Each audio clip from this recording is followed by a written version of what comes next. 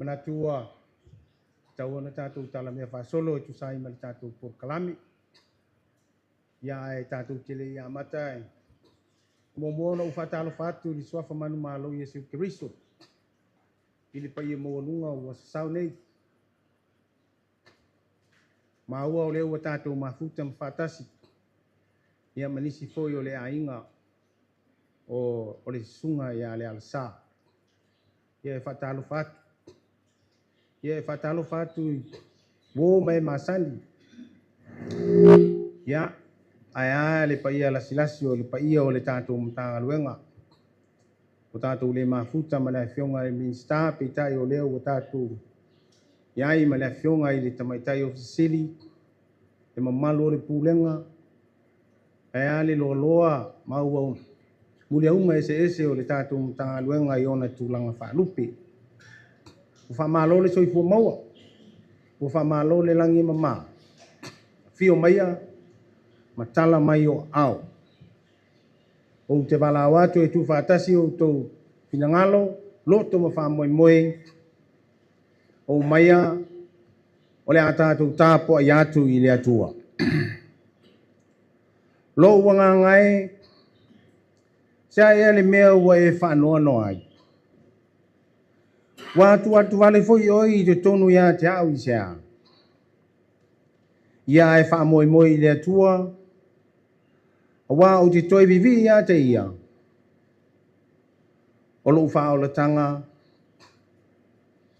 O ia o lo atua. Tātou te talo mo le anganga pa ia. Le atua lo mātou tamanga le ie.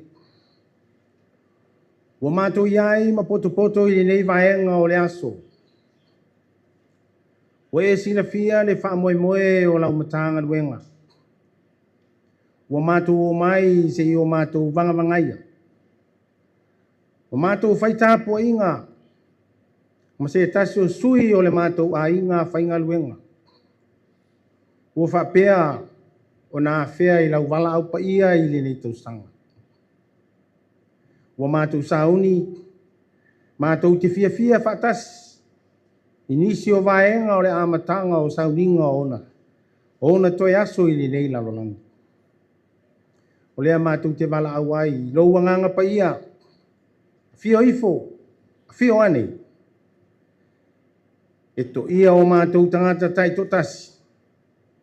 Ina ia mātou whaatino le nei sauninga i le awa malimi ngāo e tau wai. Whaamatala loto oi, sa pena paenea oi, i lo mātou mativa whale anganga. Aia mātou whaia mea uma, i maualunga ai sau vi inga. Mātou te talo le alatu ia Yesu Keriso, lo mātou walima, lo mātou whaola. Amen. O le a tātou vi atu i le atua, i le vi inga ua saunia le au fai pese, o le pese se lau se fululua le e whakasā. O le vi inga se lau se fululua le e whakasā, o le a tātou ki pese ai.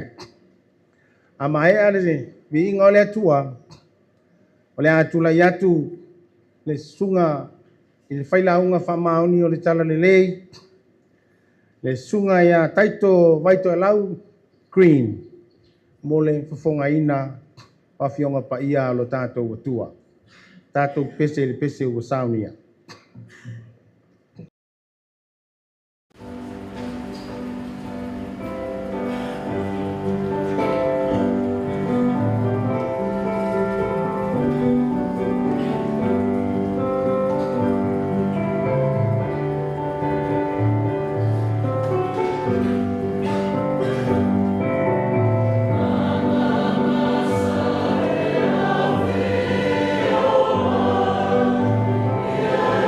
Oh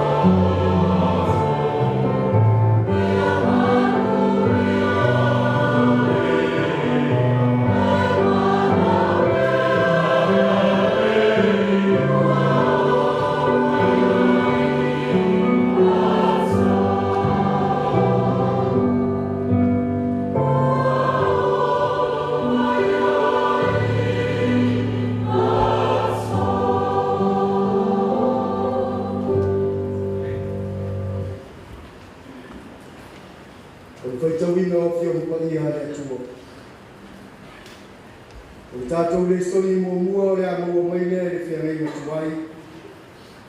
O le tusi mua mose. Ke nese o luna mta upu e wanu. Te whaitau mai le whai upu e ono. Se ia whaangata mai le whai upu e se fulu ma le ono. Whaafafonga o a fionga pa ia lo tātou o tua. Wo ina atoa o aso e whanga fulu. O ta tala le noa le whamalama o le waa na ia whaia. Wo ia tu atu ai le o reva. Wo lele atu ia. Ma fe foi ai wo o ina mate. O le vai na i le lau ele ele. Wo ia tu ina atu foi le lupe na ia te ia. Ina ia iloa ai po ua papau le vai le fonga ele ele. Au le maua ele lupe se mea e mapu ai o na vai. O na toi foi mai le o ia te ia i le ba. Au asa iai le vai le fonga ele ele umu. O na apa atu lea o lona lima ma tango iai ma au mai ia te ia i le ba. O na toi whaatalitali lea o ia i nisi aso e fitu. O na toi tu ina atu lea e ia o le lupe ai le ba. O toi foi mai ia te ia o le lupe i le afi afi. Whauta foi o ilona ngutu le lau o live mata. O na iloa ai lea e noa o papau le vai le lalolangi. O na toi whaatalitali lea o ia i nisi aso e fitu. O na tu ina atu lea e ia o le lupe. Au o le toi foi mai lava ia te ia. O le tausanga e ono se lau ma le tasi. O le ulua i masina. O le ulua i aso o le masina. Ua mate ai le vai le lau ele ele. O na tō ese lea e noa le ufi o le va. Ma ua vai atu whauta fo. Ua mātu tū le fonga ele ele. O le masina e lua, ma le aso e lua fulu, ma le fitu. O lea masina, ua mātu tū ai le ele ele. Ua whetalai atu le atua i anoa. O loo whape atu. I nāuru whafo ia i le va. O oe, ma lau ava, ma ou atari, ma va ou atari. Whaatasi ma oe. O le tātou le soni luna lua, o le whaitawina o le awhionga paia le atua, mai le whenga inga fōu. O le tusia le apostolo Paulo i Roma, o lona mta upo e ono, o te whaitawina fo i mai le whai upo e lima, se ia whaangata mai le whai upo e se fulu maritasi. Toi whaafonga o a whionga pa ia lo tātou o tua. Awa a whai ua whaatasia i tātou i le whaatusa o lona maliu, e whaapea fo i tātou i lona toi tū mai. Wa tātou i loa le nei mea, na whaasātau o ina whaatasi ma ia lo tātou tangata tuai. Ina ia whaumatia ai le tino o le angasala. Ina ia le toi whaapolonga ina i tātou i le angasala. Awa o le uoti, wa tūsau noa ia na i le angasala. A whaifoi uoti whaatasi i tātou ma ke risu. Wa tātou tā ofi, tātou te ola fo i whaatasi ma ia. Wa tātou loa ua toi tū mai ke riso na ie uoti. E le toi maliu lava o ia, e le toi pula le oti ia te ia. A walo na maliu, ua tasi lo na maliu i la le angasala. A lo na soifua, e soifua lava ia i la le atua. Ia whapea fo i la o tau ta ofi, o tau woti i la le angasala, a o tau wola lava i la le atua. I lo tātou wali i. O ke riso Yesu. Talo lava i lea nganga o le atua, na ia wha malama lama, winga lo loto ana fionga pa ia, ua whaita winga ma o tau wha fafonga iai, i le nei tu la fiafi. Ma ia vi ia i le tama, ia vi ia fo i Yesu, ia vi ia le nganga sae o i le wha babau. Amen.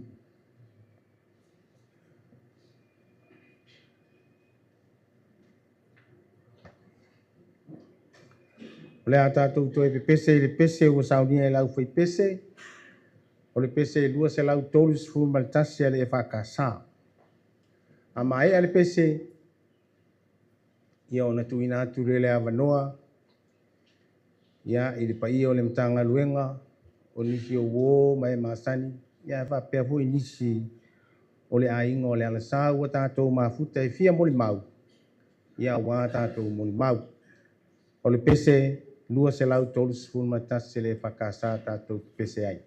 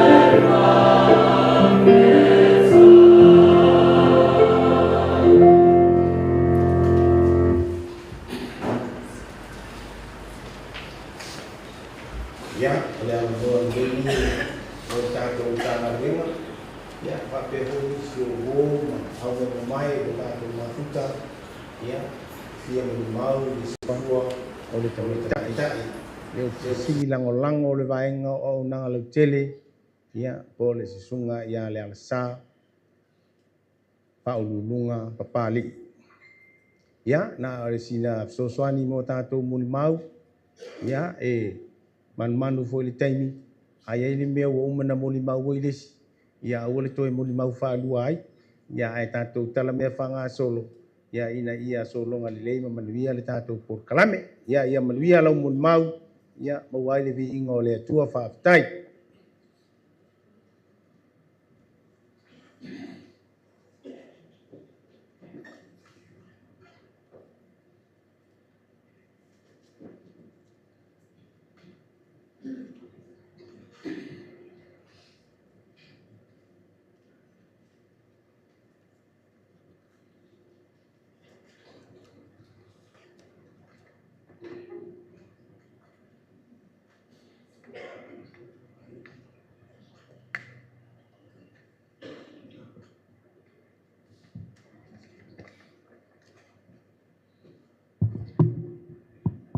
Ia. Mili. Ko vai a kua whangoa mai ka koe o se whangoa. Patia. Ia, tula ia tu I tūlanga oe e. Tautala fo I malisala. Wa o lea ua le lepa le tau waa ai tau tai tofi o Samoa. Tau whaalia fo I le ingafo le tangifai pe o upu o le whaiva tui manua. Ua maunu le whongatia, ua pau fo I tua au ma fua malu. Awa o lea ua sawe I olo lupe na I le atu tia sa ngai. Ai a le mamalu tau wee o le aso, vai atu le langi ma le langi tulou. Pa tulou I le paia o ainga, o tau sa ma whainga, vai atu le langi ma le langi o le ale o iai sa ufatau waa. Ai nunu atu ia whaatini o tau sala, I le au fue loloa, ma le au to uli, ai a la lato fatu na watausi. Lau sunga I taitai, sauninga le o fionga mo whanua, a fio la o fionga I le ofisili lang, le ofisili o pulenga, a fio so a seu, le mamalu I ofisili lango, le mamalu lava lea I tatou pulenga, papea le lava loa I tatou matanga luenga I on tūlanga whaalupe. O tau pa ia ma o tau sa, e le nga whatau li mai na so vai. Ai tau ia ina uwha pe atu. Tūlou na lava. Ia, tūla I atu e, whaise moli mau I se mātou taitai. O whaululunga. Patua au sau I le matanga luenga I le luafe luatasi. Ia o ina fatua o masani ai ia whaululunga. Ia al taimina o lai e principal whaululunga. E mo ia lai le lei se mātou mafutanga ma whaululunga I vai taimi o principal. Awai le I pengo se ongo ngau masina ia ai avea loa o ia ma ACO. Ina ua ACO whaululunga o inana maa whana I le mātou mafutanga. O se tangata e le tautala. Ai e loto alofa I mātou fo ia vaenga. I le taimi na na tofia I whaululunga e vea ma ACO. O inana I loa ai ia winga fo I ese o ne fo I tangata o whaululunga.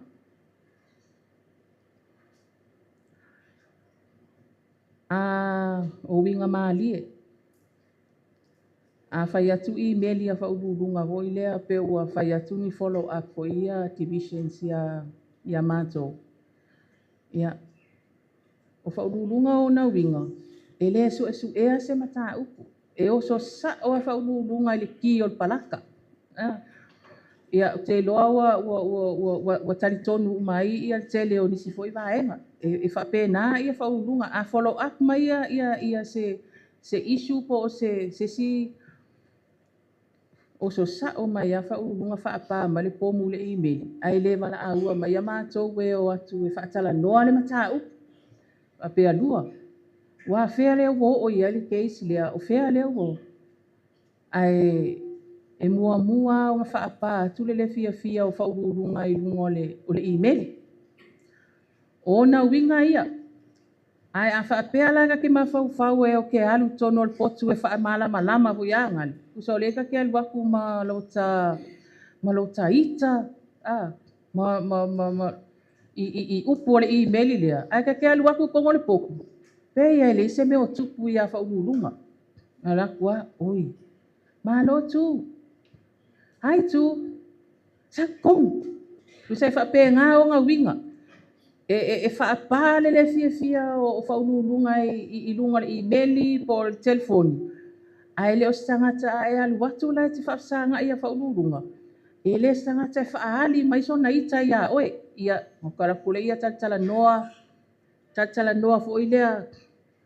E tasi lau fesili a whaururunga. Ai ta milo solo mai tali a whaururunga u whaamatala uma mai ia isi mea o le latou ainga o ana commitments o le lotu ia whapena fo ngā luenga. I le mātou mawhtanga, tele rawa na mātou mau atu nei tangata o whaururunga i lunga o langkesi.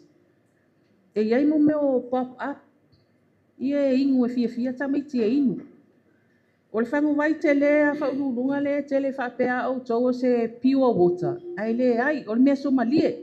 Ia ngare sasae ia tonu o le o lana whangu lea lulu. Mai le amatanga le tula i mai o whaururunga langa ACO. O le mea lea mātu te mai tau ai le teine. E ingu mea Somalie, e ai mea Somalie, o cookies, sukalaki, o mea whapena. Ai la o mai tau e whaururunga a mātu atu longa potu e mau te concern. Whai o ka se Somalie o mea ngai ingu. Pea loa e mai ai, ia. A o mea ngai whai mai whaururunga e tāu ailo na manawa. E fia ngai a ingu. Kusa e stress a whaururunga. Mai ingo anga mea Somalia ngā. Ai le ai. Ia, ka ilo i waka kelewa ai wharingi ka ngata e alu i lalo le cafe e ai. Ai fia ngai e ingu me Somalia. Ma ai me Somalia. O winga whaururunga e o te mai tau ai tele fo ia ina mātou wheesesea ai fo i o i le ofisa. Decision making.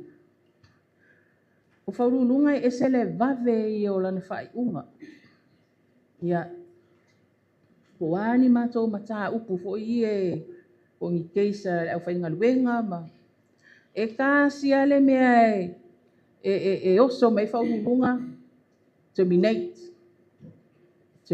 Pongi maina issues fo ie mātu te mana o e soala upule i lona ofisa o whakua e mana o a whaururunga. Ave luma ia friend. Ave luma CEO. Alele i whaia se whape waleta te mana o whatatala noa po le ase mata upu fo. Usa o ngā winga ia.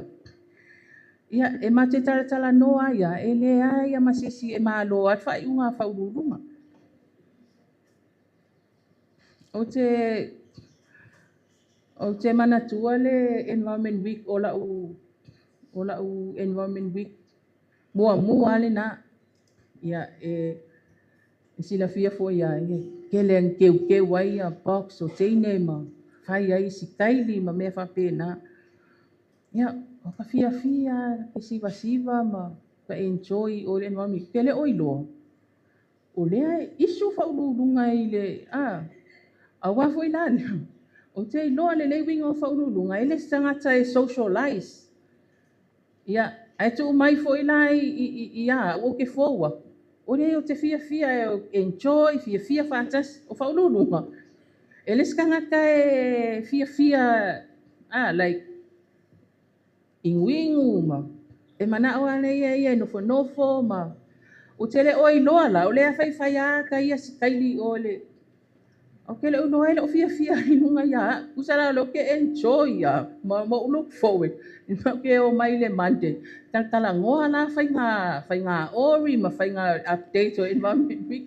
A le whai mai la whaenga. E wale wanga le fia posia. O whai mai. O walo le mawhauwhau. O walo le mawhauwhau wa mai. Ese lo wingu pia. Ese lo wa. Oka. I whako read whaururunga le page mua lua. Kusa ole taimi mua le fa alua koile. Ia o kalua ku konga poko apela ola koe selu fa udulunga. Aka ke alua. Ne ai ama se me o tu. Me sau. Good morning tu. Usa ona winga ia e lema fai ona ngalo ia mātou. A saule I meli ole heading lua. Ia o ngau lola ia. Fa udulunga ele fia. Ia pea sua I meli ele fia fa udulunga. Ai a sau fa pea tu. Ia o ngau lola ia. Ele ai ele leile fai ngame ngale email. Ole kele la o email ia fa udulunga. Lua. Ngo pea fa le kongkongu la sau ngal email ai a tula ia longo winga la ke lo ala fia ia fa udulunga ile aso tofi le ala ke lo ala le ala ya lu fia la fa udulunga ia wa wanga matala no wa mai tu fai mai fa tonunga fa udulunga mai tu longo tawalangi ma fiko e vali popula ale land ma tekniko ia luaku CEO o lau al pola stofi ai asfalaile malanga ia o uno fono fala ma fau awa le lua ma le tu a lua ele fia alo inga la o lai tu mai o la alu fia la fa ulunga ia walanga tu mai lunga le ibed ia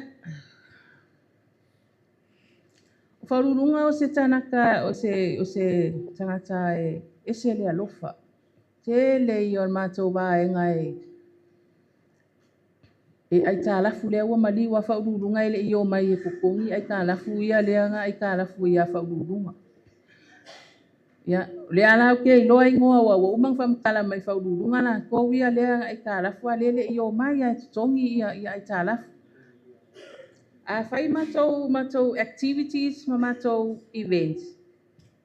E tau la mua ia whaururunga e fai mele lei ia I mātou wāenga. E tau la mua I mea uma a whaapea e fai mai. E mai le wha mai le staff. Ia ai fai uma mai ia ngi tray o tray sangwisi o tray mea ai me whapena. Pio mea ngau mātou misia ia.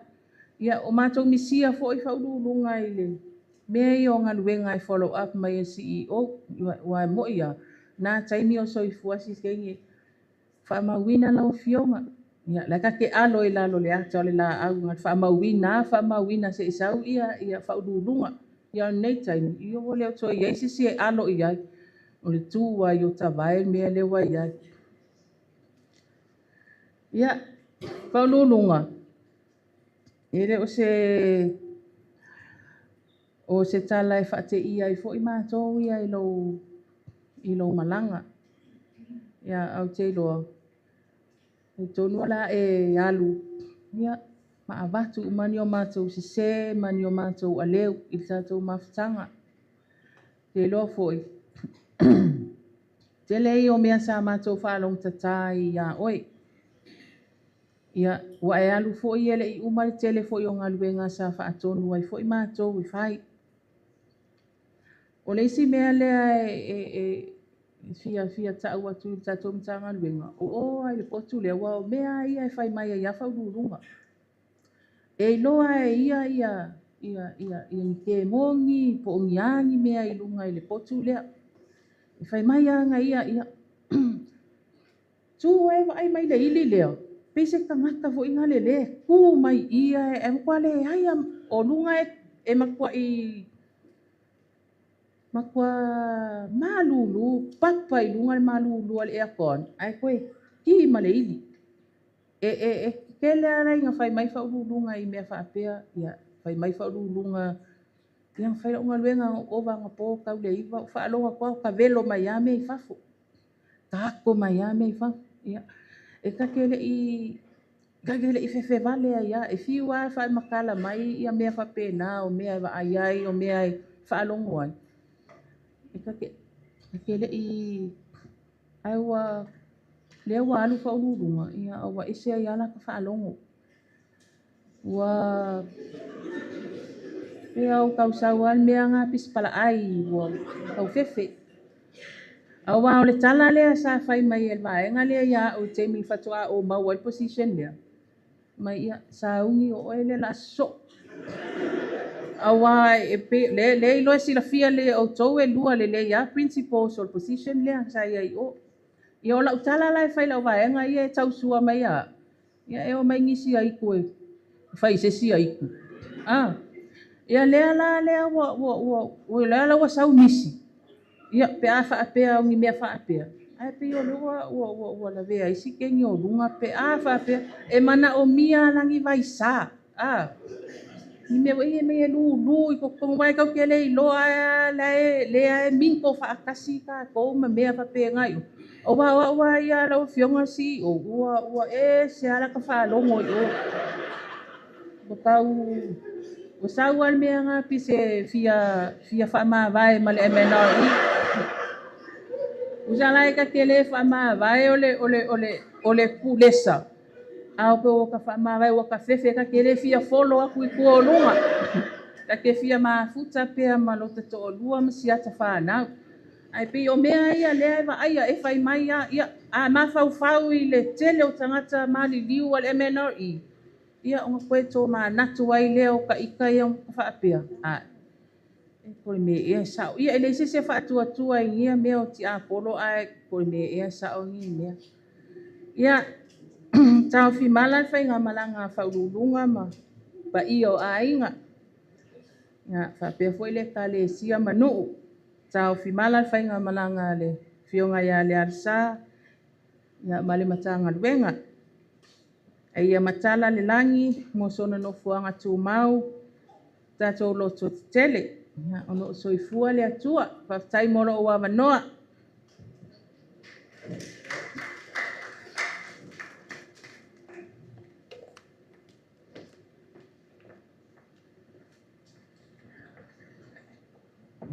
ele swafa man malo Yesu Keriso ia o te whaatalofa ma o whatuloa tuipa i o le sauninga ia i sunga i taetai, ia o le tamaitai pule sili, ia o pa ia o ainga, ia o matanga luenga, ia mai e ua o mwhaiona tatou pota mai le nei afi, ia e moli mawina ia le nei teine whaangalunga tā.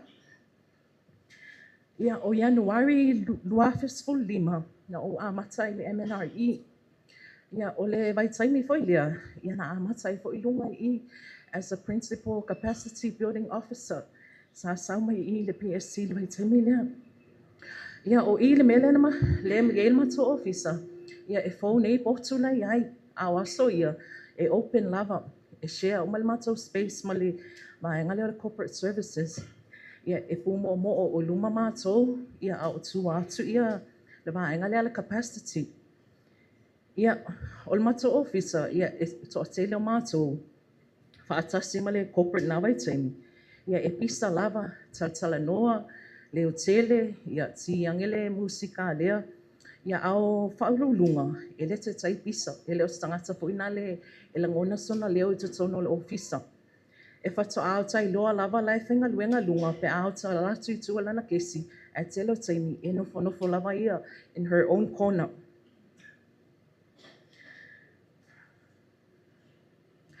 Ia o le vai taimi lea tele no tawa ai. E pisi o i le pito leo le kona alunga mato open space lea. Ia a leo se toia ina o ni matai o se whaife au e watu ia alunga i ni lato mata upu. Ia ina ua avea ia lunga ma ACEO. Ia o tawa ai lola i wa pisi atu vai anga whenga komiti o boards. Hato o lea mele tu moe ia, me ia o leo mai nei toa ina follow up mai la toa launi ia vaina whapena e tele tu moe i le ofisa le stengi o lunga. Ia o lunga, te longa le sila fia o mai tele o tātou. I think one of the first things e kake mangkua le tangata is the way that she carries herself. She has a very unique attire i tono tātou mtanga luenga. From all the years nga whainga luenga ilunga I o te ilona sila fia mai tau e whai lava lana puletasi every day ia sa uma. Ia o ana puletasi fo ia e unique ana ia patterns e ana ia pattern e fia ai. She was a very modest person. It's a maali'i fo I mauna winga. Po le ale whainga tāo se mata upu. Ia a whaatala noa malunga. Ia e esele malu. Ma e toofile mu ai foi. Ia o se tasi leo vaenga e esele whainga tāo whaangalo ia pe e tele na sulu whai atu ia. Inisi o mata upu tono mata ngaluenga. O le si vaenga e whaangalonga tā ai lunga. Ia o aso whapitoa. Ia vaenga ia a o le Mother's Day, Father's Day, Breastfeeding Week, PSC Day, Christmas. Ia e o lol vai aso na ia ma te uso atu le ofisa. Ia wa uma na te umai au le ia o te unga. Ia e fia yo ia whaamao popo. Ia ma lango fo i porka na me whaapea ale ofisa. Ia whaapea le maa lo. Yeah, and it very much promoted that spirit to go le officer of public service, and it's one of the things ka kinisienga ia me le organizing ia o le coordinating o tangata ma fa ma popo so se pol kalame both in and out of the office. Yeah, o se weekend leta te malo lo te media le rane e le vaenga le corporate services ia le ka page fo ngale social media. Ele malo lo tane o lunga. Ele malo lo e forward up e lunga ia se issue se a inga lo contact my lunga le Facebook page mana o fai mele tali e ave ai. But this was her. She took pride in her work and e ta ua ia o lana e whamamafa ia te ilanga luenga ma e pui fo ilana matanga luenga. O lunga le sa o e tala fo ina le the customers always write au maini complaints ia po a lava ini tau whaamala malama tu fo ele officer ia e wha mai alunga e tauna consider ia le vaenga lewa au mai e fo se whaase a inisi fo il whaatinonga o ngā luenga. Ia i lea so tolu so matase o Iulai ia o lea so tonu alea sa o acting ai sa malanga le pulisili mo lana whansanga i whafo. Ia na message mai e luna wha mai e whaanoe mai ia o ia lai mai ai o se taimi momoli mai lana pepa mai. Ia o toi tali mai ai o whatu whaamawina lau whaanoe, hope you feel better soon. Me thinking it was just another ordinary sick leave. E toi tali mai lunga wha mai. Te leo wa unga luenga ai wa se sele taimi lewa oso mai ei nei mai. Ia o taimi le lawa pisi ale ofisa mau poponga tato corporate plans o vaenga uma ia. Nau mai lava iai. O te toi whai tau, ia o tali atu loia, ia o whai atu. E tau te o mai lava o ngā luenga lava ia. Ai wa ai te ua wawe atu na alo e masisi, take care, ia o lau tala lava lia. But when she passed and I went through this, ia e langona leo o tia, ona o le tangata e se le loto i lana ngā luenga. Ia e pe ta i wale tutusa malona mahalosi. Ia a mata mela ia o te longa a mata au kuso tau le whainga luenga ia lunga o te le na livi. Ai o te mile wa a mata iona mai. A o lunga i sea fo i livi. E te leo te imeta te whaalonga i livi lunga ona o se bol kalami al mato e kale sia lai whai. Ia o whainga tau langa, ia o ni whaalawe lave, ia e sea whaapea mai i livi wa ngasi. Ia wa livi vai taimi leo. E livi ia lunga. A lef so tae mai a whamai. E a maua so wawa no te ilo e te bisi e whamolmoli. Tano e wa ai ane au mai sau whautuanga whamolmoli o le fia whailmata o lisi i sa vai. Ia, e langona la o te wa ai atula ia lea i le around the same time. O tuane e lunga i lunga o te langa to a tele lea sa mata tu iei. Ia lawa whaatino mai le whaamoe moe o latu a inga. Ia ai o ka se lewa ntama whai e lea tine o nei pol kalame o te longa tele fo i lea e tele na watu i ona a inga i sosoani mai tele o na tapenanga ia. Ia ai o lea sa alu lava male mai. Na whai lava male mai ia nei ngā luenga. Ia ai wanau wa ia sila fia lei tūlanga o iei nau e whaama e am whaatino ia wahenga uma. Ia o le asa muli sa matou whenua e malunga ai le e malanga tu New Zealand. Ia salangona loto tele. She was very positive.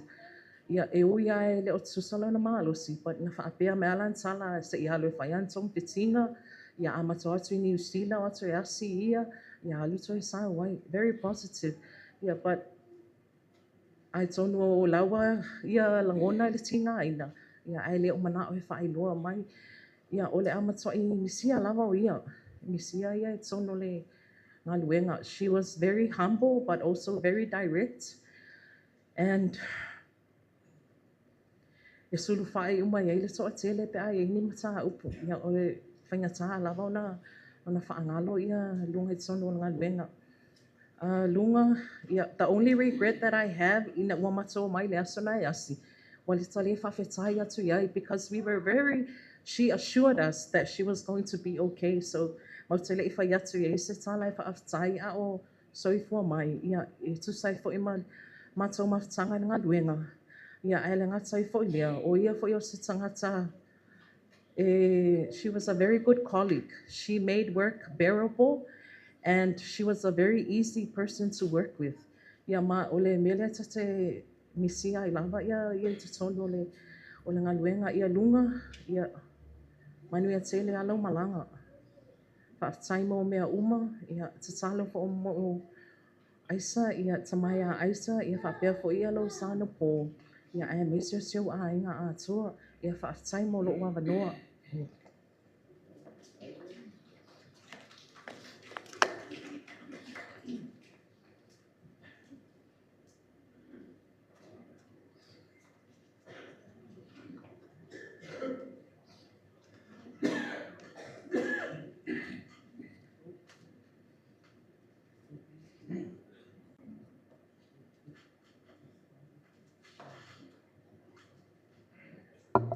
Leilei, taimi uma, ya, marore on sa il nei vaenga le fiafi. Fatalo fa mulenga fa lolo I la fionga ile. Tama tai pulsiri on tanga ruenga. Le pulenga, ya e me se fo ile ma ave ese o tato tanga ruenga. Fatalo fa fo ile pa ia o le ainga le fionga ya le sa. Ya e me se wo ma o me mai o tato ma futa ile nei fiafi. E il manatu ele taufi ta fa fonga le tato tanga ruenga I se matu tala.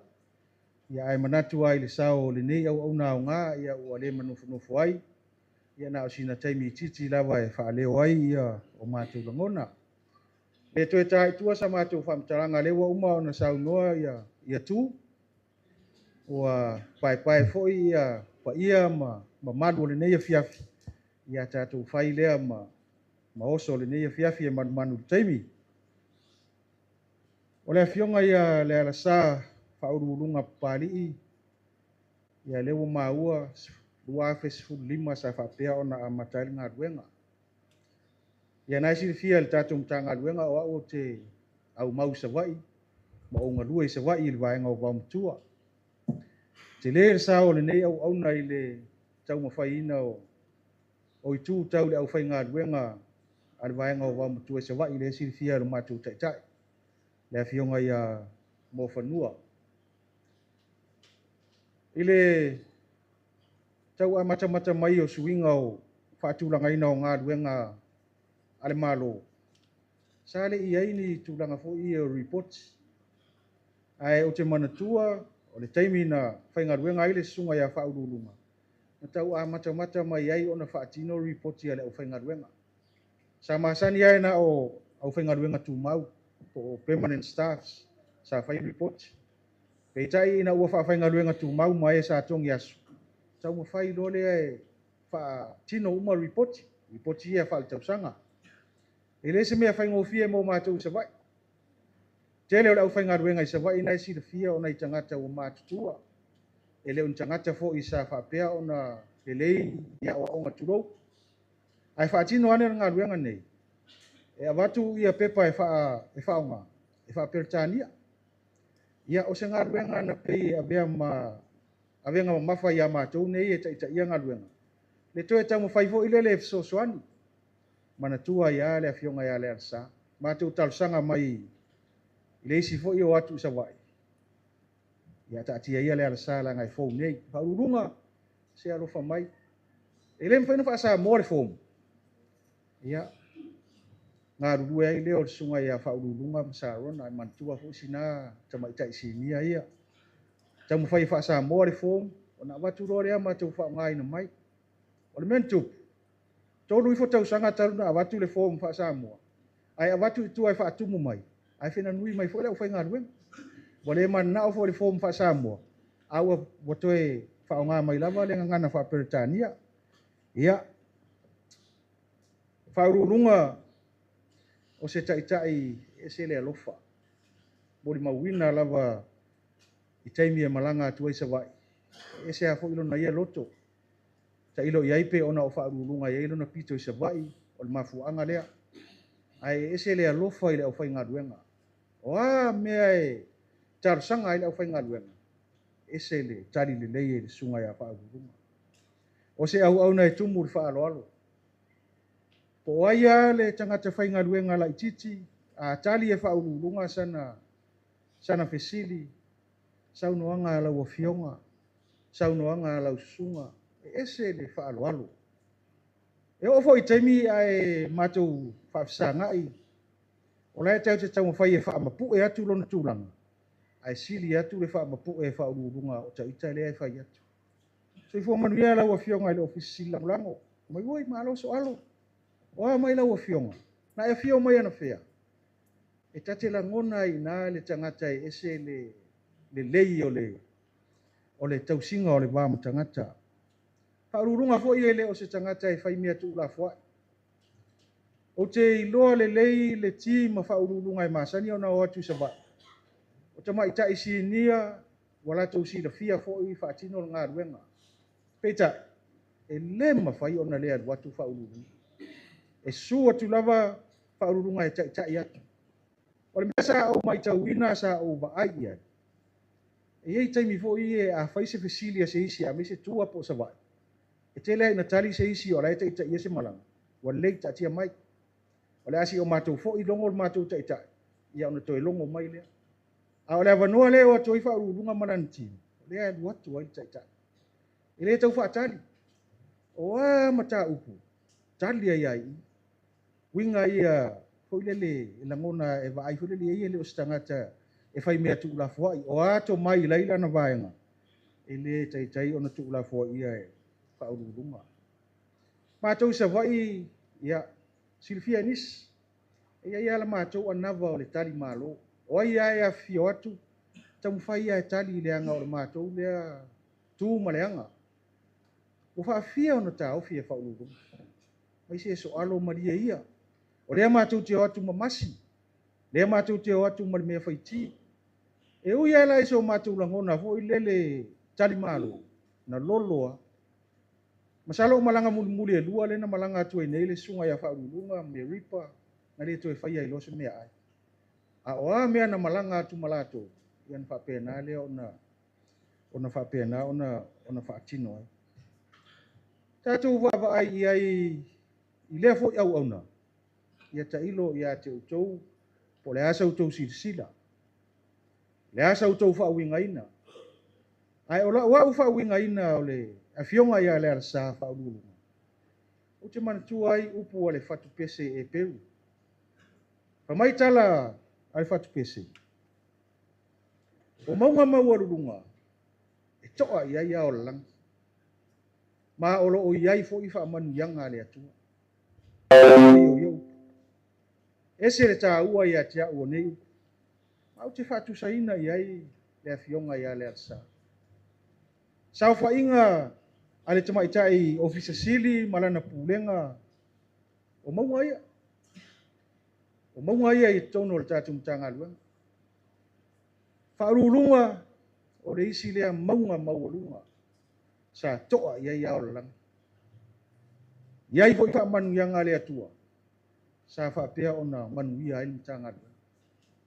Ia lewa fuli mai le tua o lana au auna. Ia. E leo langona mai e whaururunga o tātou sa awhiawhinga ma o tātou langona. Ai au ngā so whapene. Tātou te toe tō mānatu ai lava tātou wa ia te tātou. Ia mawa ai po whea o a ngai iai le tātou au au nanga. Ia ngau le wha moe moe o se au au nanga. Ia whapena o na whai tātou mani wha manu yanga le ngata o mtanga ruenga. A o wō mai masani ale mtanga ruenga. Ia. Aruia lau afionga le alsa. Fio ia lau afionga le tamaitai polisi langolango vaenga o nanga lo tele. Ele o se loto se is. Pai al fina ngalo le tua. Tafi mala la umalanga i tono le tanga luenga. Tafi mala i tono le ainga. Ya le ngata fo i lea o le kalesia. Mawasa uno fo anga mau le langi. Fa manuia le tua i le ainga. Ya e mai se o wo mai masani. Manuia le tatu tanga luenga. Fa fitai.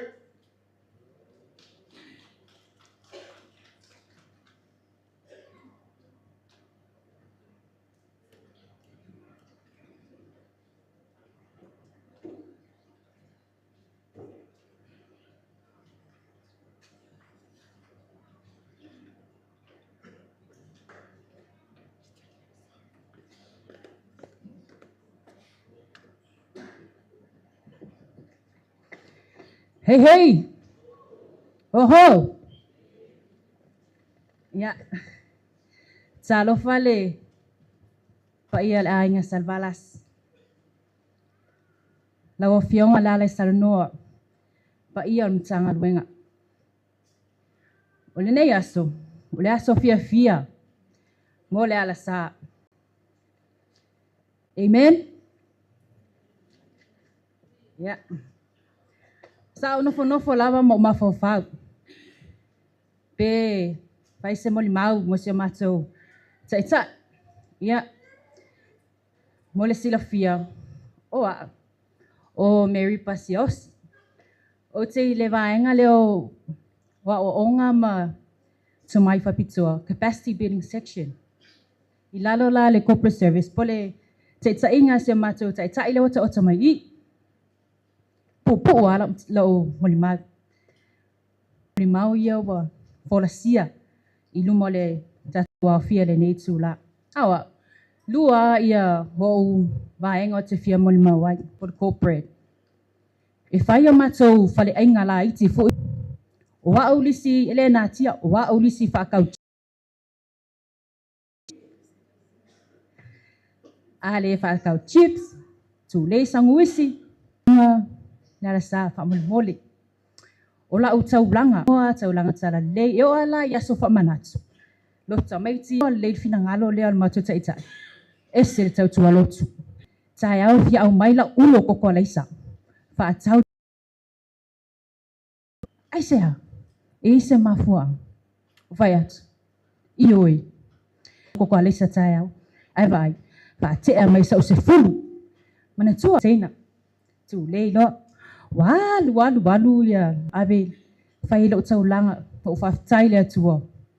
Wala mato tai la. Wa ma nai. Mai e ia mato si moivi. O kukama. Tu leito no lo ofisa.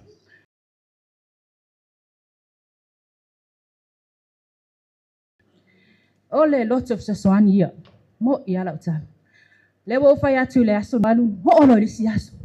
Holo atu. Ma na ia le sau fai mai e batu nia na ipu. Ai se itasi fo se ipu. Ale lima, yolo. Fapia, po fe ave. Au te re pisala. Wale ma wera u fai o ipu. Me sau lima. Tatia mai i. Titiro atu. Ko kakai la. So apu kupe fa atu hailo. Ko kwa laisa. Pai, okay, pisa. Na ta ua kanga lai kala fia ra waenga lai fa foyo. E fa ma avea umai e tau sami umai ipune o ai lava tanga o a me lontin. Fo wai no tolo fa e share.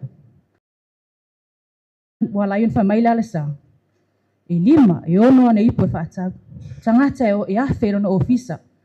Su yal pu talo ile tua. Tau sia ia pa u se toa tu lai se toa. Manga Jai.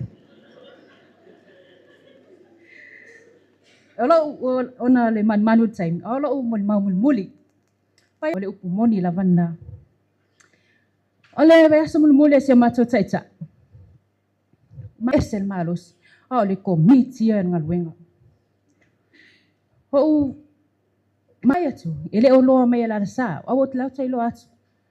Ele ole al sa le. Ele ol fa ulunga le. Na al watu yes. Ma na ya pe yelo yentinga lontino. Yoi. Ho al watu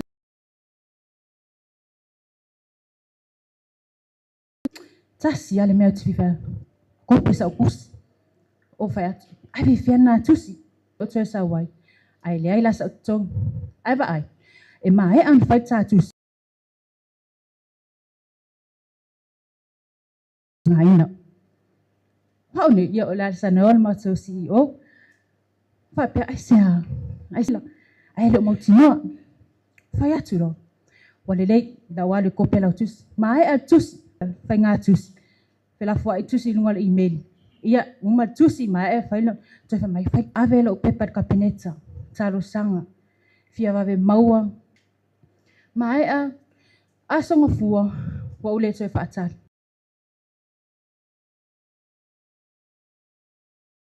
o loro vai no mal poto se mato officili wo yai pika ai wo la songo fua la wa fionga wo la fionga officili la wa fionga la sa no mai la sa file itinerary saul itinerary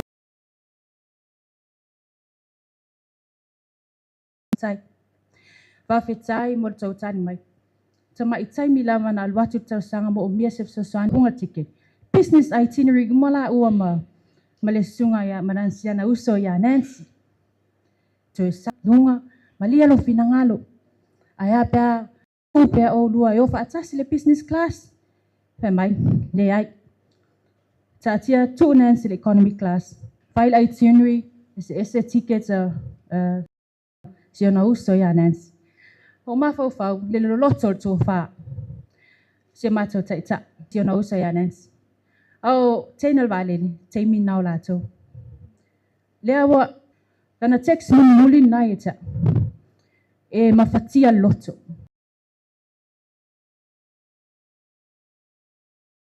mo le taita o se toa fo te tono mtanga lweng ina nei time mo mea malava time mo maftanga malvainga ona fangia le atua lo fainga malanga ona mawel ai time mo lo avanoa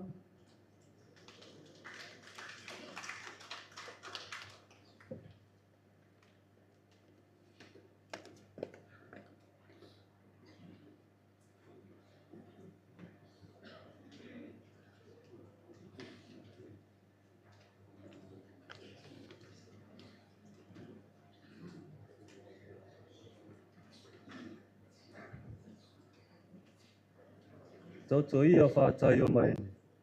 Opa ia mau sao le aso. Ai mua no whātulau il pa uon mal. Ile sua lau sunga i tai o sauninga. Lau fionga tamai tai o fisili.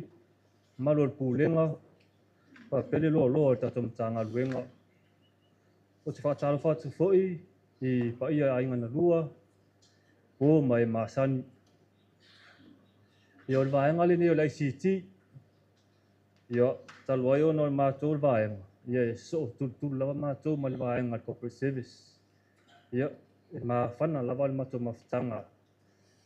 Ia se foi mātou ngā lue whātasi. Ia se foi toi whainga ai foi desi tai. Ia o te minei wa sabile langona. O musia lava le toa whine po le usu. Ia o lea ua saunia le mātou vaenga. Se pese momoli atu ai le mātou lo whaanga. Fa mawai atu ai le fionga ia le arsa. Ia, tato vaenga ia, suma runga isi. Whai tato pese.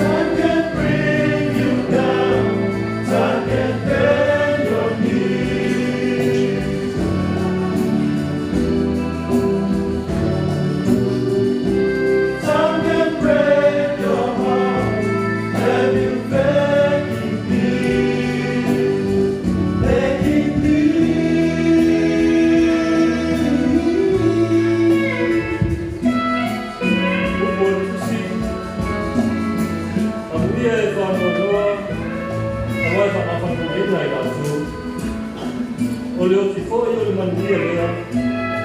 Aolo ula o ia te riso lea. No whianga sa, ia manuia la malanga. O whaafaa o kaua me pae pae o e siti. Ianga do.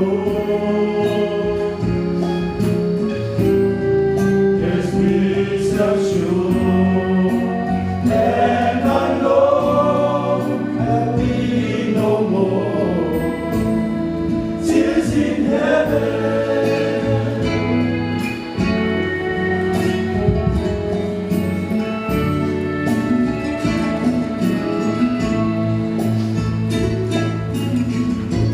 Would you know my name if I saw you in heaven? Would you be the same if I saw you in heaven? I must be strong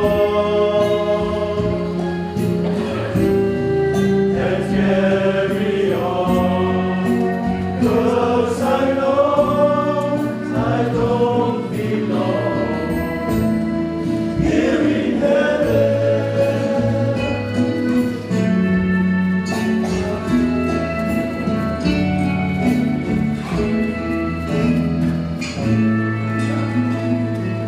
Ia manuia la malanga lu.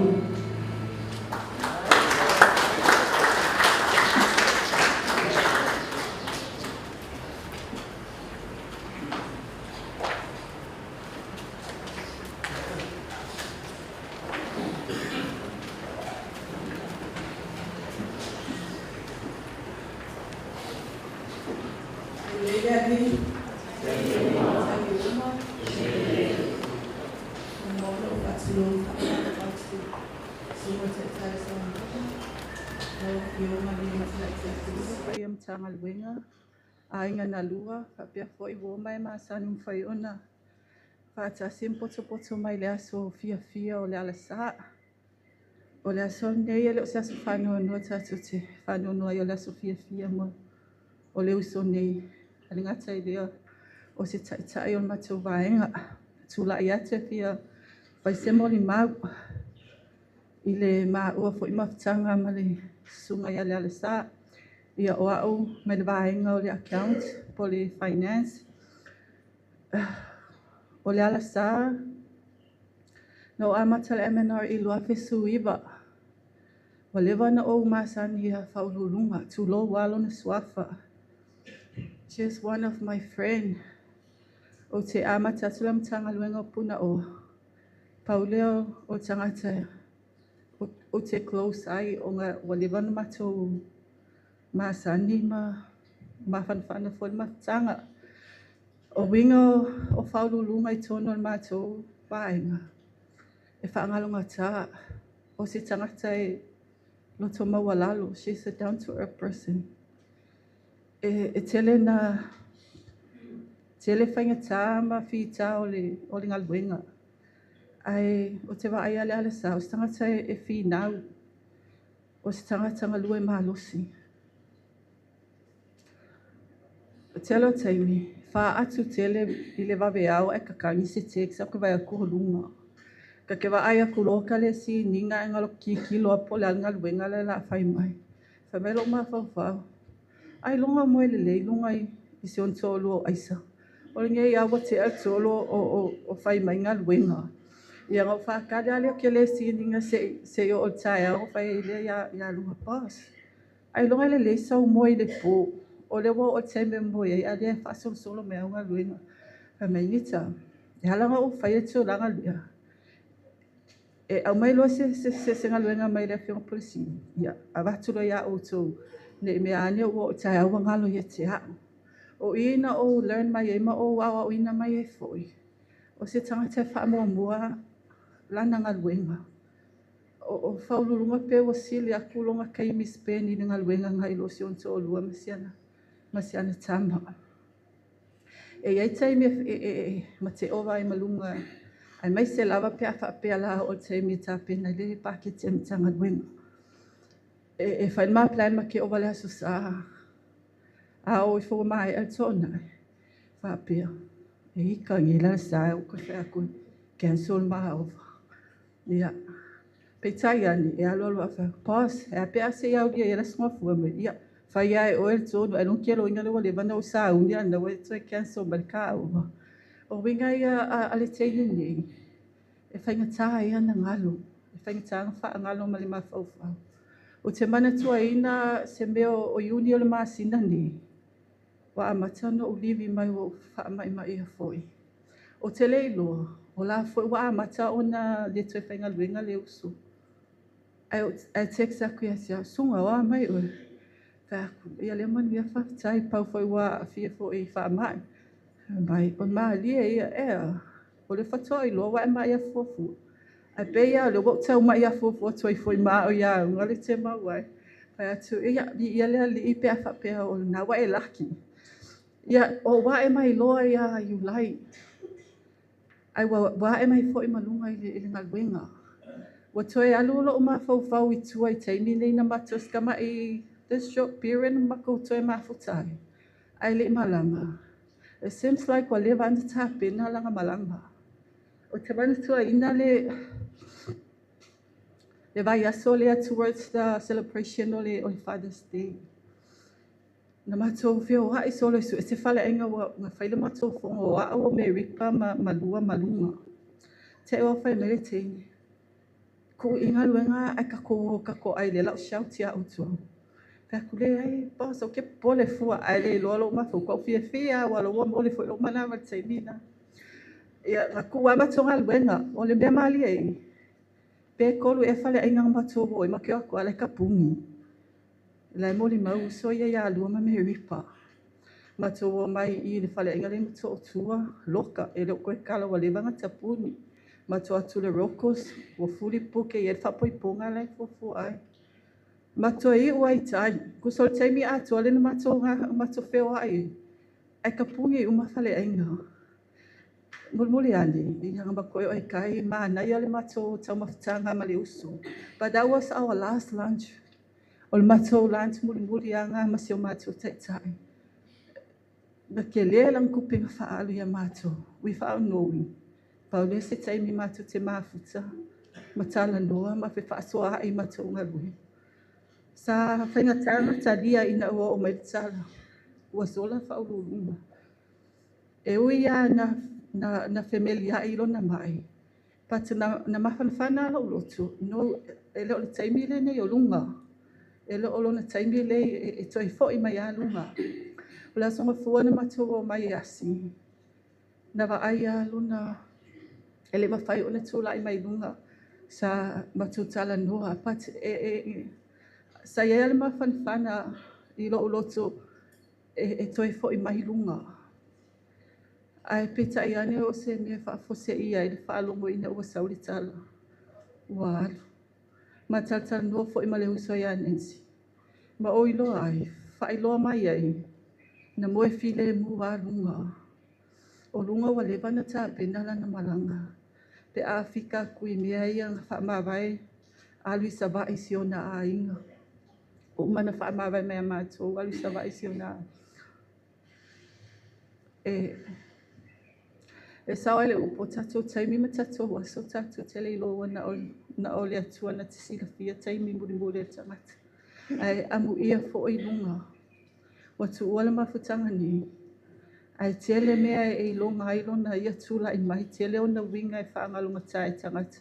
Ai mei se o woma e maasani la tu te sila fia inga. O le si tula ngai whaangalunga tae whaulunga. Taimi uma ma te whaasoa ai. E o loa matala ngoana ia Paul, tu uloanga luenga ai whaamatala mai a sian tama. O sian tama e se le active, e se le babi o le pue. O se uso e whai whanau. Na te misia le mawhitanga ma sian tama.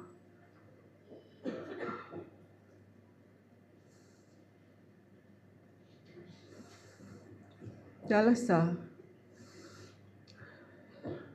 Tafi malala whainga malala. Whawhitai tele a mo. Whawhitai lea tua ona o oi. whawhitai mo lau whautua, whawhitai mo whaatetainga, whawhitai fwoi mo lau oki. Telo teimi e te oke, e te whaatontonu so mātou vai ma so mātou whatau wa. Ona e tele mana ai whaale e tonu. Se vai ngole ngadwinga. A tu te talo i lea tua. E maoso na whanga maule lai.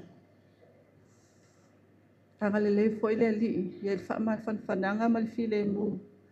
I le tamai a aisama le atari a Paul, whapea a inga. Na lua un whai ona potipoto mai le nia fiafi. Ona Yesu. Amen.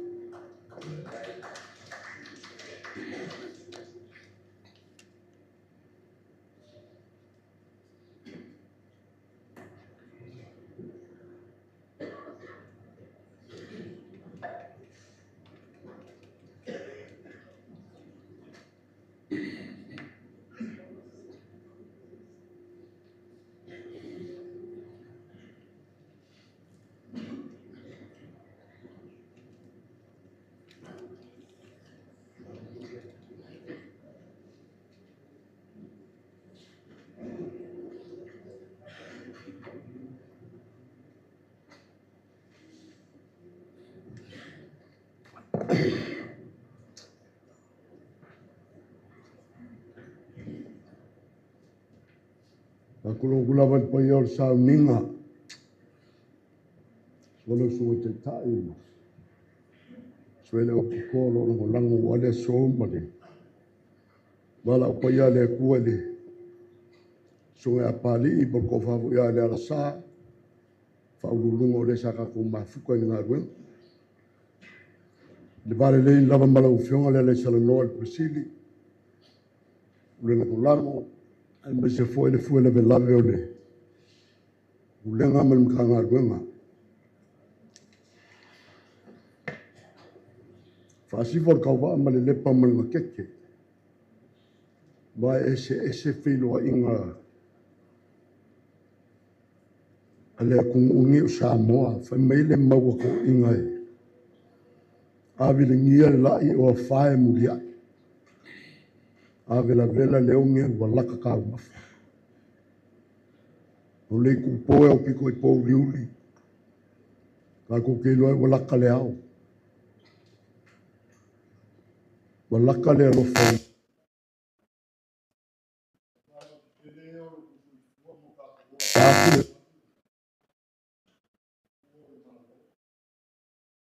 Nge o poko sa longa afe me sili le asoe. O ke le asoe fa ngawa. Wai so foi o foi ka kala le sa I pe aisia. Sa o le poko so mo. Ako ke o fale mai mare la le ma ongo I ku kingo. Au ka ko fale mai se lo rangi sa wa. Alo rangi fa mo ka ko fa fika uli. Ka au male fia fika ko makavela. A inga ni ngu male ka le si. Ya pulenga makanga lunga I wala winga sesi. Ar kanye maliwai. Ka ko fafu ko male lo rangi sa wa. Ka ko felo a ima. Aonga le leio ka ko makaisile lo fa kalimai. Ele ko ya fi sam fa ngaole. Po ia mo malu le. O fa ia la sa le o mo baile ku. Fo kiel kau. Ala ka fa si fo se kala ma fu ai wai mo kingo. Siksi. Ale ma fu angole. Ulu fiole fa le ku ngawam. Soli baile ma malu mar ko ia soli fisia. Faulo lunga sa mako ngalu ele. E o ia le sa ka iao ele. I whango whango meo ko miki ngeo o le sio manga. Le ngai ko inga fo io le ku. E luangi ku I tele lava o mafuaiga lalonga luu leo e fia momoli aku ai sa uvaaia e le soifua galue o ko fai ale alasa muamua o le kagaka e kaofi mamalu lua o le kagaka e ogosaʻi i mea foi o amio megi o makai e fale lalo ma faaumuavao i fekalaiga ma kuleiga lau ke me pale feagai ai ma e o loo kaʻekao i pulega ma kagaluega e magaia le gagaga e luagia i lefa e ka ke vaaia lava e koʻa le kai e lē keʻi vale faai o le papau le kofā iā le alasā kumau le mamalu o gofoliga la lelei ma e koʻa i kaimi faapega e foi kaimi ua umau ga faakaauko le polokala me se maoka e faiai foga mai keʻi a le koʻe vako le aveaʻi e le swimming ska kaakia le falegagā ae o i le vaaikau ia ke aʻu ia e mosimosimosi maʻi vasa vaku le paia o le sauniga ko puʻepuʻe lo kaika ai avili aku ia le alasava ma i oe se malilia ia o koe sui mai le fale faapega foi pe a faapea laasia le vasa magai aku i savaʻi o lea ua mau fai le kogu a kaoko lagakogu le ai ai le kaikaifoga ai kaugua ku se savaʻi fiugakalia e mosomoso mai a le alasā aluia ai ke piko i luma o lē lava mai le koʻiga saʻo lelei le akuga e lē keʻi leia o le loko o se kagaka e ogosaʻi ma kalikiga salua le mea lea laiga faia me ua momoli mau na le mau e momoli fua iā lea mea o le mau auā oga makagofia ia i le kakaukua lē faalogologiga e aogā mo e o loo soifua ma galugu e pea mi lalolagi leaga kakokei ai e o'o mai foʻi le aso e malaau mai le akua faafekai le akua e faima faamagaku mai ai le aso e kakokeu lufafo ko ai manigi le alolaga na alasā faafekai kele i kaimisa kakou mafuka ai a foi ke faafofoga i kalakoʻiga ka ilo pei ai se sikaga kai kusa ma oe kaimi kakou ke mafuka ai le gaka i upolugei kumogei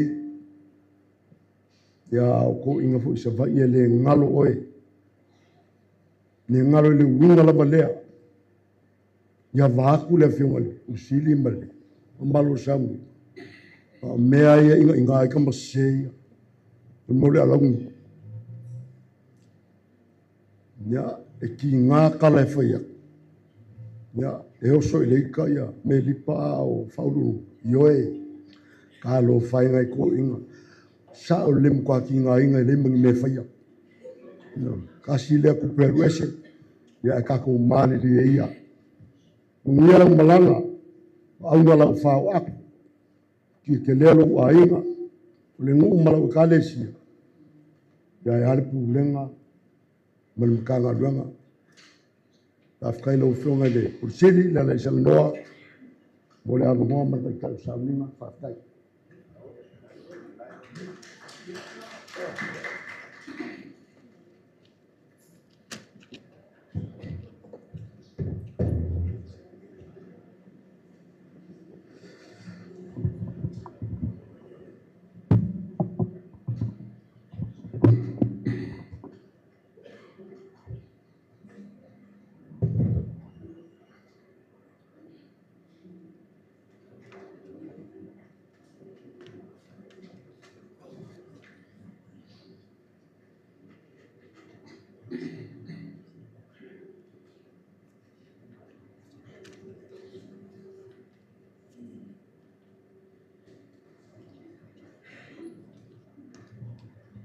Paftai atu le taitai o tātou sanina ma lo o waa.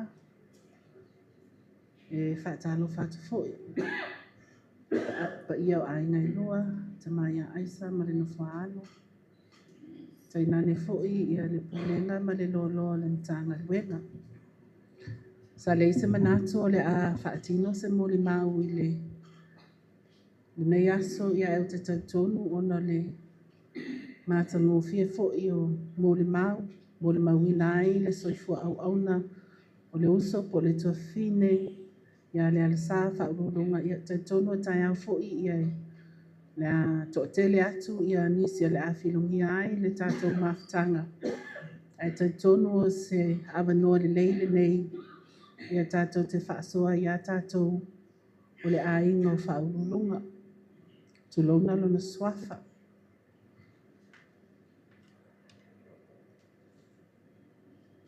Sa malai fo ilo whaalongolongo mai nisi fo i o moli mau ale au whainga guenga. E tu sai fo i ma le lato ngā lulu e whaatasi ai ma whaululunga. Mai moni o le ala sa whaululunga sa o lima taumatau ai. O na ielo tatanunga so se ofisa sili lava o se mtanga luenga. Po se whaala putunga. E tau ngapa lava i le o lo ngafa marimutanga luenga po au nanga lauteli a se mutanga luenga. Ta wale pe le Corporate Services Division. Mo le sila fia o le nei mutanga luenga o se tasi o mutanga luenga tele a le malo. E se fulu ono ia vaenga taitasi po tatou divisions. E ova male fase lau tangata whainga luenga. Mai le tele fo i o tausanga whaale tupe. Tele lava na ova atu male tolu se fulu o lo keti e whaatino le mtanga luenga. O se ata peontu ina atu. O le ngaluenga lea sa fito i tonu ai ia whaululunga. O ia o le pulisili lango. O au nanga lautele i te tonu le mtanga luenga mai leo se ngaluenga whai ngofie e leo se ngaluenga i titi fo. Mai o ia sa o wha lango tele ai. I le whaatinoina o le ngaluenga wha ofisa sili. Mata i tuwina o ngaluenga e whaatino le mtanga luenga i ona vaenga ese. E le ngata i te tonu o le mtanga luenga a le whaawhianga iai ma le mamalu o le atunu. O le mamafa leo le ngaluenga sa ngafa ma whaululunga. A tonu le nā le tele o tātou moli mau sa atu ina atu. O se tangata sa tele lo na taimi na alu le whaatinonga o la na ngaluenga. Ma o se tasi fo i lea o se tasi fo i lea o tū maanga peo na saunofo i le tūlanga o whaurulunga o se tangata i lotu alofa. Mai tele fo i ia niona tele fo i ni tūlanga o ana mionga whaalia sa whaapea o na peo na mai tauina le ofisa o se tangata ianga maluu ma whaaloalo. Ai sa iai fo i le tūlanga sa tauto iai le maanga luenga. I le ngafa lea ma tangata whainga luenga. O na sila foi. Whainga tā tele na whaatino ngā luenga i lungo le alofa. E moni, tā ua tele le alofa. Ma o le tama whainga foi lea le mtanga luenga e ala lea i awa no tutusa. I te tonu o le au whainga luenga, le vā whea luai, o le whaatinonga o ngā luenga. Ai ei foi lona. Ona o lona tofi ma lona tūlanga o ia o le pulisili lango o au nanga lauteli. Sa o tala noa lava ia le alasa, alofa mai. La a whai lai le alofa ai whaafewhea o na whai le tanga luenga. Ma o se tūlanga foi, e le whaape fuatasi to tonu o se mtanga luenga, e whaape foi to tonu o le ainga. I le matua, i le vāo le matua malana whanau, e whaatonu. A wai fai o le whaali o loa lofa I lau tama. A o le tūlanga o le whaatonu I tū maanga e te tau o na whai. Whapea fo I le mātou ngā ruenga sa whaatino ma whaululunga. O le tū ma le anga o oe o le tangata whainga ruenga le mālo. Tūlanga o le muli muli ta ia, ma le usi ta ia o whainga whaavaya le mālo. O vaenga umaia na nafa, le ngafa ma whaululunga. O le tūlanga le o le whainga tā, ma le te le o le ngaruenga na whiangai ma whaululunga. Ma o le mamafa ia o le anu ngaruenga, I se mata ngaruenga te le. Peo na tau whaafafonga atu wai, e ese ma le alofa ma le whaalualu. Te leo taimi e whaatino e whaululunga, ia se whautuwanga I lunga o le alofa. Peita iani, e iai fo I tūlanga I o iai tūlanga o whainga whaavai, ia ma tūlanga fo I o e ta tawana mulmuta iai mātou nei tangata whainga ruenga. Lea lai te leo na maa whaasoa, whaululunga, a whaapewa, fia umale au whainga ruenga ia oi, lona winga e leo whaia launga ruenga. Ai se a wai atalava whaululunga, tari sapaya, tari lelei, a batu ia le tausanga, fia whaungale mātou taavale I lewa yaso, e recommend mai e whaululunga e approve. Le tai decline e whaululunga se tausanga e au mai. Peita iani, I le ngaluenga wha officer sidi, e ese ma le whaingatā. Ma te whaasoa iala ma whaululunga, ma ai. A e sila fia le te tau na whai decline. I le wala ba ma ngalulua e ma whaululunga o ia o le officer sidi lango baenga au nanga lau tele. O a le bad guy. Ai good guy ia whaululunga le good cop pe ona whai mai ai. Tu se fia umale au whai ngaluenga o ia whaululunga ia ona utangu atu loa la ia decline. O nganga ia se tangata peife na maalie ia mori mau e tumu le ava ma le whaalualo e o le maua ba. E pei ona o whautua I fo ia whaululunga a e sila fia se mea le tau na whai mai. A wā o le puipuinga na o tātou o tangata whainga ruenga le mālo. Mai o umalawa ia I mātou umanei le pulenga, a pia fo le au whainga ruenga o le tūlanga lea o le alofa, o le tūlanga o le sosuani. A o tua oi o le nā alofa, lea mātou te whaasoa I lava I le tūlanga o e tatau o na whai o mātou o tangata whainga ruenga le mālo. Tūlanga o li poti a le mtanga luenga ia na vaenga pe o le corporate plan, annual reports, tūlanga tala whaatau o le tupe, e le whaatamala le ana sā i ana tāpenanga. E moni lava tele taimi a vatu le pressure, mai lungo le ofisa o le ofisa sili, ai ese le tali mana o le ana sā. Sa tau mawhai lava le ala sā I lona tau mawhainga ina ia o ai sana tau mawhainga. Le o ongo ana tau mawhainga ina ia whaatino se mea po se whe awe tu ina atu le ofisa nei. Mai le taimi na maua tala whaapea wa ngase ia whaururunga. Ma sa telefo I taimi na au mai ai fo ila na whaanoi tasi le tala whaamua tātou wola, whaamua lo soifua, whaamua lo ainga ma whau ma e manatu ia aisa ma pō. Ma e ui sa whiangai o ia ma whainga tāle mai, ai sa lepe ona tā ua, e emaili mai lava. Kusa o lai alo mātou correspondence e whaatinonga o ngā ruenga ai oso mai sa emaili e whaurulunga. Nai ua no emaili ai, le ala sa tātia mai. Awana I e toi popole mai I le whaatinonga le ngā ruenga, ai ia malolo lei maua so malos. Awana e toi popole mai a se me tasi, o le ua lava le sanita, lava me ripa, lava lua, lea sa ea o awina. Na iai lava le manatu ia te au I le whaatafa ngase o le ala saa. Lea na mātou o tuwai ma mātou mafuta. Pei fo I ona mālie fo ia le tūlanga o le tātou moli mau mua, mai atu. Le tūlanga leo le whaapoleina, I tūlanga o mai. ina ua o mautinoa le tulaga faaletonu o le faatafagasigasi o faaululuga sa tuatu i le atua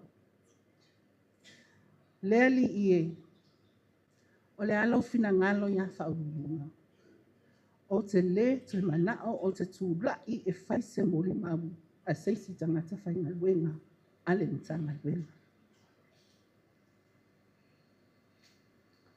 o le alasā o se eisi o muamua lea ua maliu o le matagaluega toʻatolu ia staff a le matagaluega tuua le mafutaga failagi folau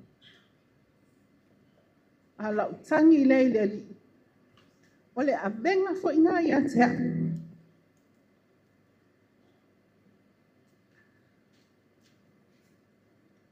o le toe toʻesea o seisi o le matou aiga falafaigaluega aiseā po le aʻea tele le mau fesili e tuʻufesili ai o te tautonu foʻi o loo faapegā ia le matagaluega ma o le agaga tonu na o tulaʻi ai e faisaʻu moni mau e moni e matuitui le oti le tatou savaliga ma le tatou folauga i lenei tausaga lea ua tuʻumālō le afioga iā le alasā ae tatou tele failotu tatou viviʻi ma faafetai le atua tatou viviʻi mo le soifua tautua o faaululuga tatou nofo tatalo mo le tamā iā aisa ma Paul ma aiga na lua aua na i faaitiitia le viiga o le atua mai le oo atu le maʻi o faaululuga lea ua toe manatu nei sa iai lava le agaga e loo se agaga o seisi o se uso a faigaluega a o le agaga o le uso o leisi tinā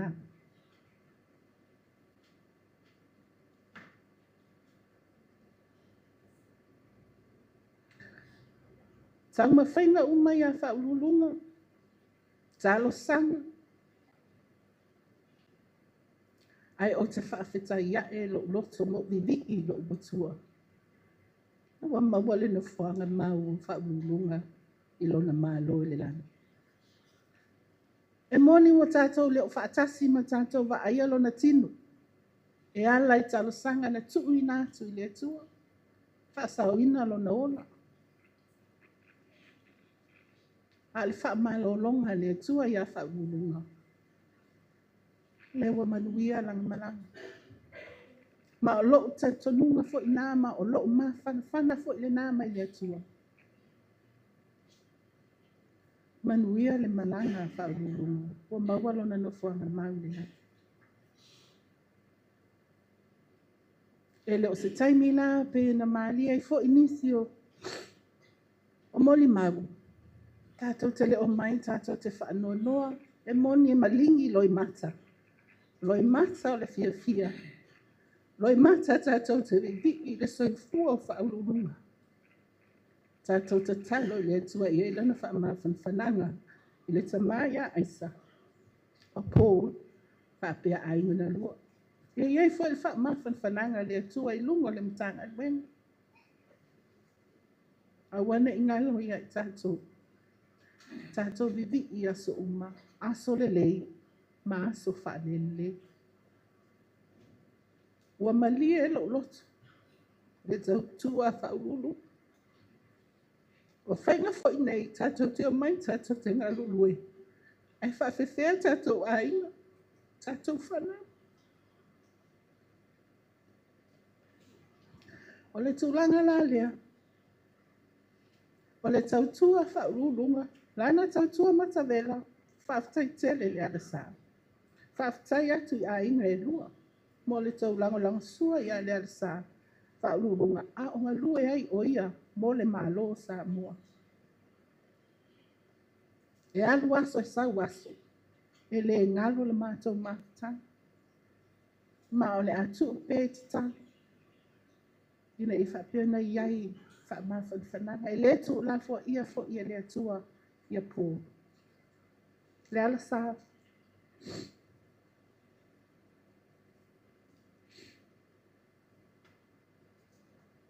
O le aso mātou se se. Ni nape o mātou nei. Lau mutanga luenga o uso mautuangane a wau fo I le taitai. Alofa ma whamangai. A le mātou te talo. E nā ua lua wheiloa I. Ma loa tua, loa matai sili le lana. Talo sia mai mātou, ma le mātou wholaunga. Whaftai te le lava mo le anoa. Manuia le afiafi.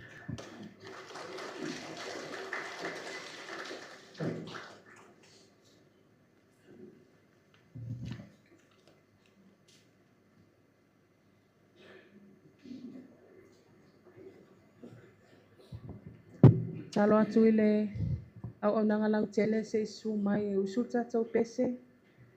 E au alofa ai mo le fionga ia le ala safa mo mole.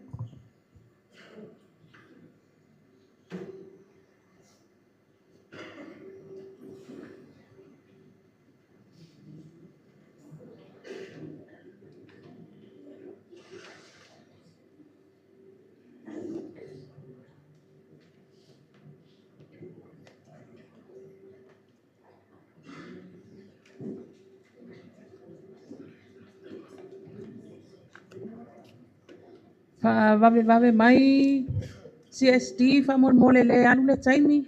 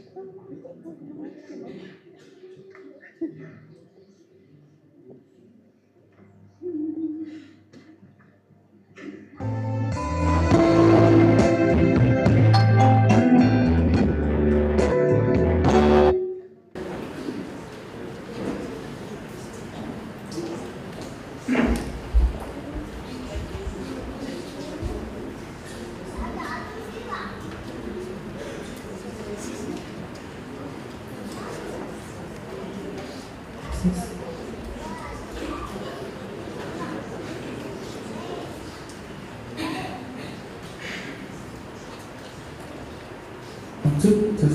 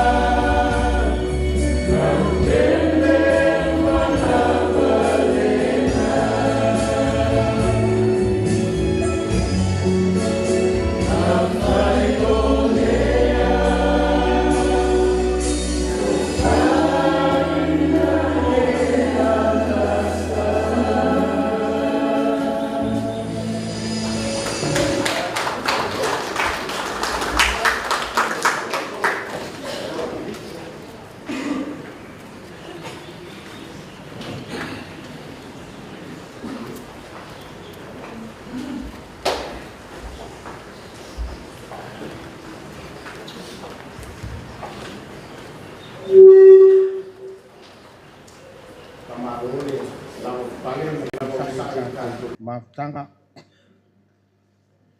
ya whamawina fo le nganga o le whaftai ya ila tau wa muli mawina ya le soifua au auna ma le soifua ngalue o le afionga ya le alsa whaulunga. Te launa nuai ma matango fie muli mau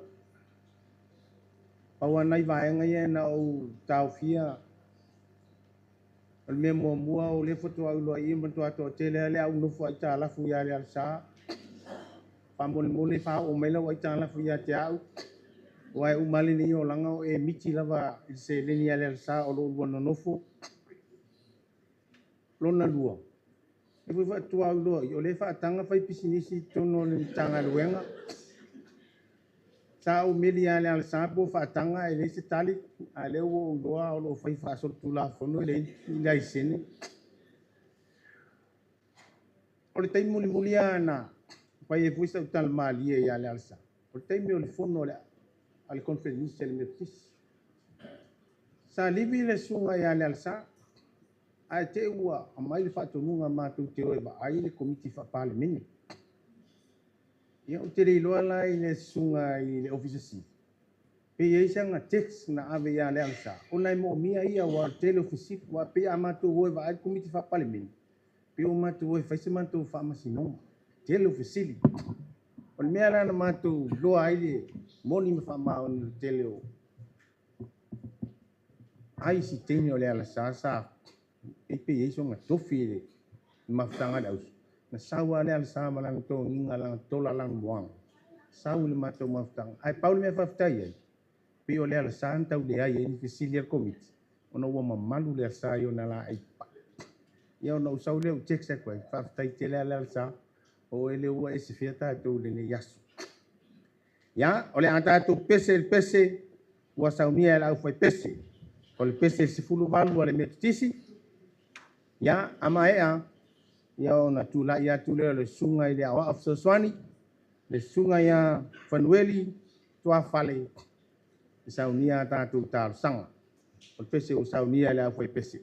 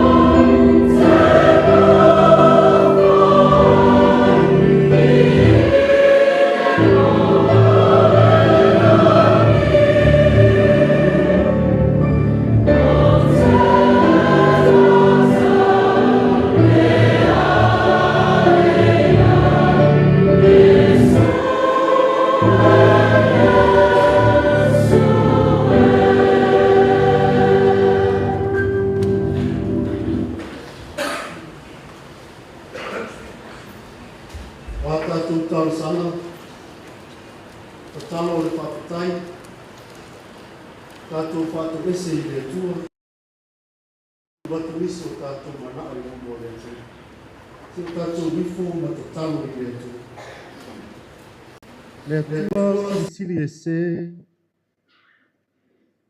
o le atua o le ola, ma le whaapongai o lo mātou mālosi, o le atua pule au au lava lau a fio, o le atua o ananafi, o le aso mai e lua, o lau pule whaito atasi na e mamanui na ai mea umai le amatanga, ua o lava fo i le tangata, na e whaia i lou mata i saupoto. Le neitu la o le afi afi, ua poto au auna feagainga i faifeʻau ma faletua o āiga galua o paolo ma gafa o uō ma e masani o lau auauna o fisasili o le pulega ma lenei matagaluega seʻi o matou faanoʻono manu atu iā te oe lo matou atua ona o lau auauna nei ua e valaauina e ala i le malaga a le maliu ma le oti e ui lava ona o mafutaga sa pelē ma mamā e a o matou galulue manuti mea faatasi i le ola nei peitaʻi e lea iā se failoto auā o lo matou ola ona o se fugala au e matala i le taeao ae lilo ma mou atu i le afiafi faafetai i le ola ma le malosi i tofi o tiute o taleni ma agavaa o le poto ma le atamai na e faaupegaina ai lau auauna ia le alasā faauluuluga papali'i ua matou faalogologo i molimau o lenei afiafi i lona sao tāua auā le tauā tināina ma le tautua ai o āiga o le nuu o le feʻau ma le galuega pele a le atua faafetai lona soifua galue i le mālō na tauala atu i le matagaluega o puna oa faalenātura ma le siʻosiʻomaga na ofo atoa ai lona soifua auā se manuia mo Samoa e ui lava i le matuitui ma le tigā o le maliu ma le oti ma le o'o mai o itu aso faigatā o faafitauli e tutupu faafuaseʻi lo matou ola o le loi mata maligi ma faanoanoaga peitaʻi o lau pule le atuae o lau pule lava e ā e le tū e ā e le tū lava auā matou te soifua ma ola i lenei lalolagi a o le ā lava lou finagalo mo i matou e o lava ma le faalologo faafetai ono avanoa ua matou maua i lenei afiafi fai ai so matou sao auā sauniga ma tapuaʻiga taumavae a lau auauna ia le alasā faauluuluga papali'i ona o mafutaga ua motusia faafuaseʻi ua tatala e le oti e leai lava so matou loto e faia auā e faalologo mea uma i lē na aumaia le ola faafetai iau afioga paia sa o matou faitau ma faalogologo ai faafetai lou agaga paia o lo matou fesoa soani sili agaga gate aumaia le mautinoa i o matou loto pe a feagai i matou i fitai ono Iesu Keriso lo matou ali'i ma lo matou faaola tumau i lauafio le viiga nei e o'o i le faavavau lava le atua lo fae o lauafio lava e tonu ma atoatoa mea uma lava e te faia mo lo matou ola i lea aso ma lea aso pagā lava lea o tagata e lē faamaoni i matou ona ona matou taʻutaʻu o lou paia ma lou mamalu silisili isi a ua lē tusa lava ma matou faatinoga i tofi ma tiute ua e valaauina ai i matou uma taʻitoʻatasi lo matou ola e lē faamaoni ua faamuamua lo matou poto ma le iloa faale tagata ua faagalo lauafio le atuai avea foʻi matou e fai ma faafitauli o nisi o matou uso a tagata Whaamole lea tuae. Whaamangalo lau whanau, whaatuatua ma i mātou umanei. Alofangia le whainga malanga. A lau au auna ia le ala sā whaurulunga papali. O ani ona sese. O ni whaale tonu. O lana tautua ua le atoa i to tonu o le ainga. I le nuu le kalesia. Ai maise o le nei matanga luenga. Le atu ai. Ia ui ma ngalo i mato uma. I le totolo walo pele o Yesu Keriso. Na wha malingi ina. Ia tongi o la ai le lalo langi anga sala. A o mai pea la ua fiu.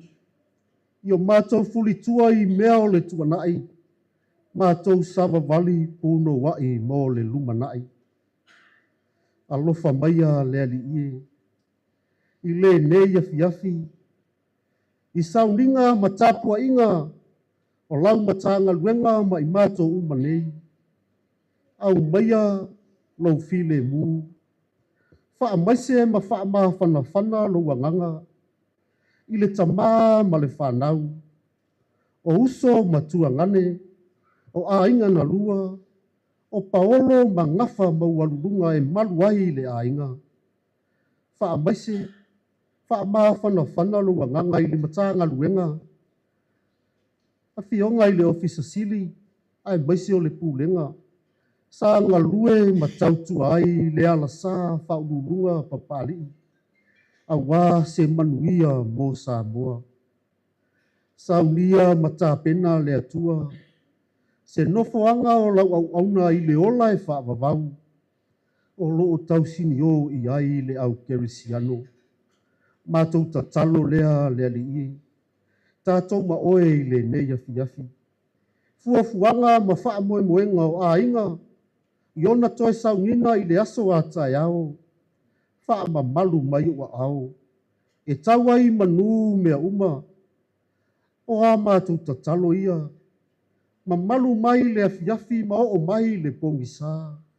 Se taimi malo lo ma tofa wha lo watu nuu ma i mātou uma. Leo ina i mātou e lo file mu.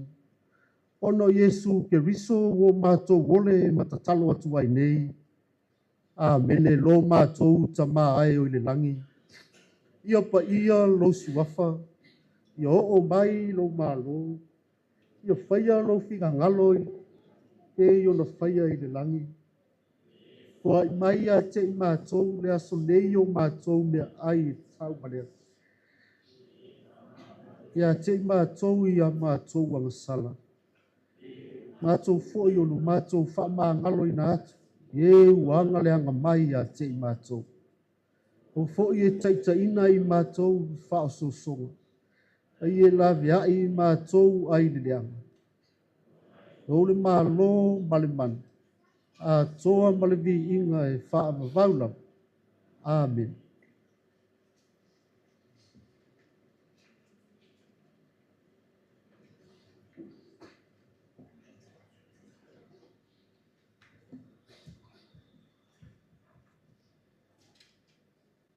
O le a tātou muni taipea i le tātou por kalame pe o le whātulanga ina.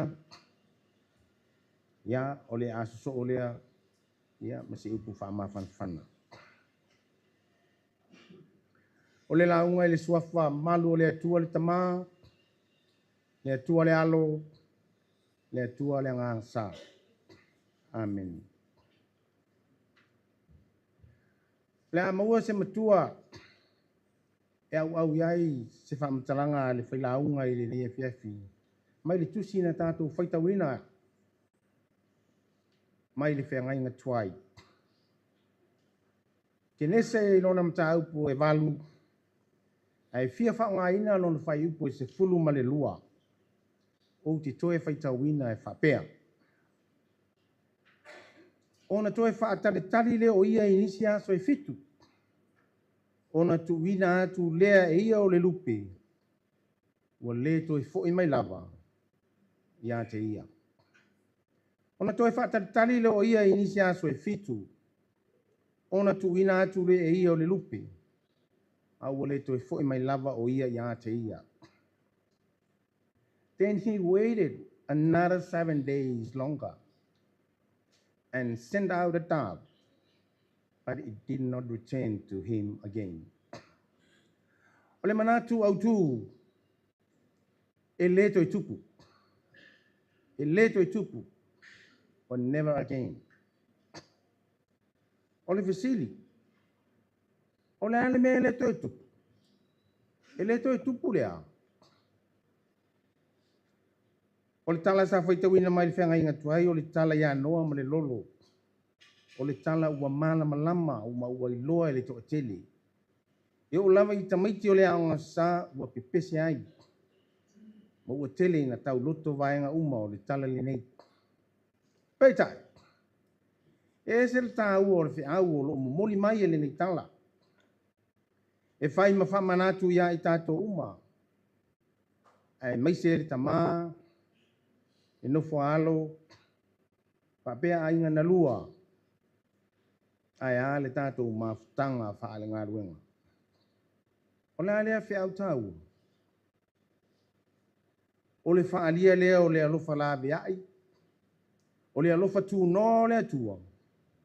E whaaola ina ai le tangata e whaalongo, mausi tai i lona whina ngalo.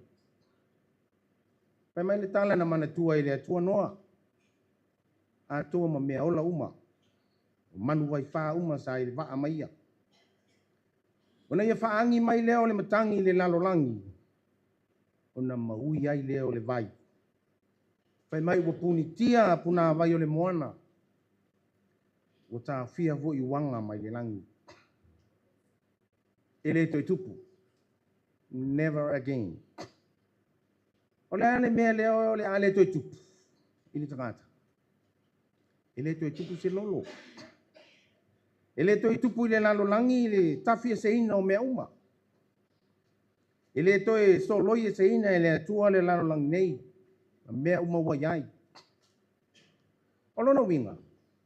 E le toi malai al tangata. Pa fea ona tātou iloa. E saa o mawhamaon. E mauti noa e le toi tupu le mea.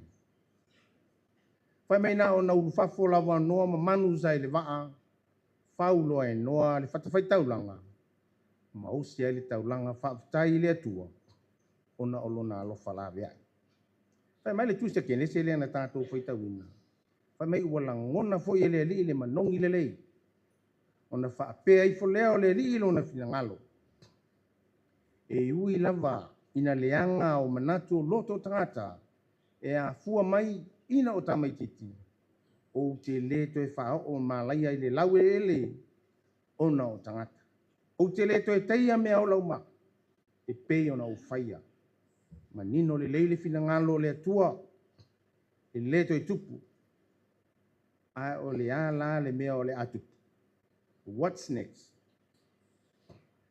Lea ua umona whai le whaamasino tonu. Ma le pule a wao le atua. I le tangata le usitai. Ma le angsala. A toa ai ma le lalolangi ma tanga. Au lea, wata pena i le atua se amatanga fou. Se wha moi moi fou. A o se ola fou mo le tangata e whalongo. Ma usitai le finangalo le atua. O le tāua leo o le whamanatu mai o le tala nei mo i tātou. O le angata ina sa ili mai le atua i le tangata e whaalongo maustai i lona finangalo. Ai ui e pena fo i le wha moi moi fo. Mo se ola fo. Mo lea tangata. Wa amata i le atua le ola fo.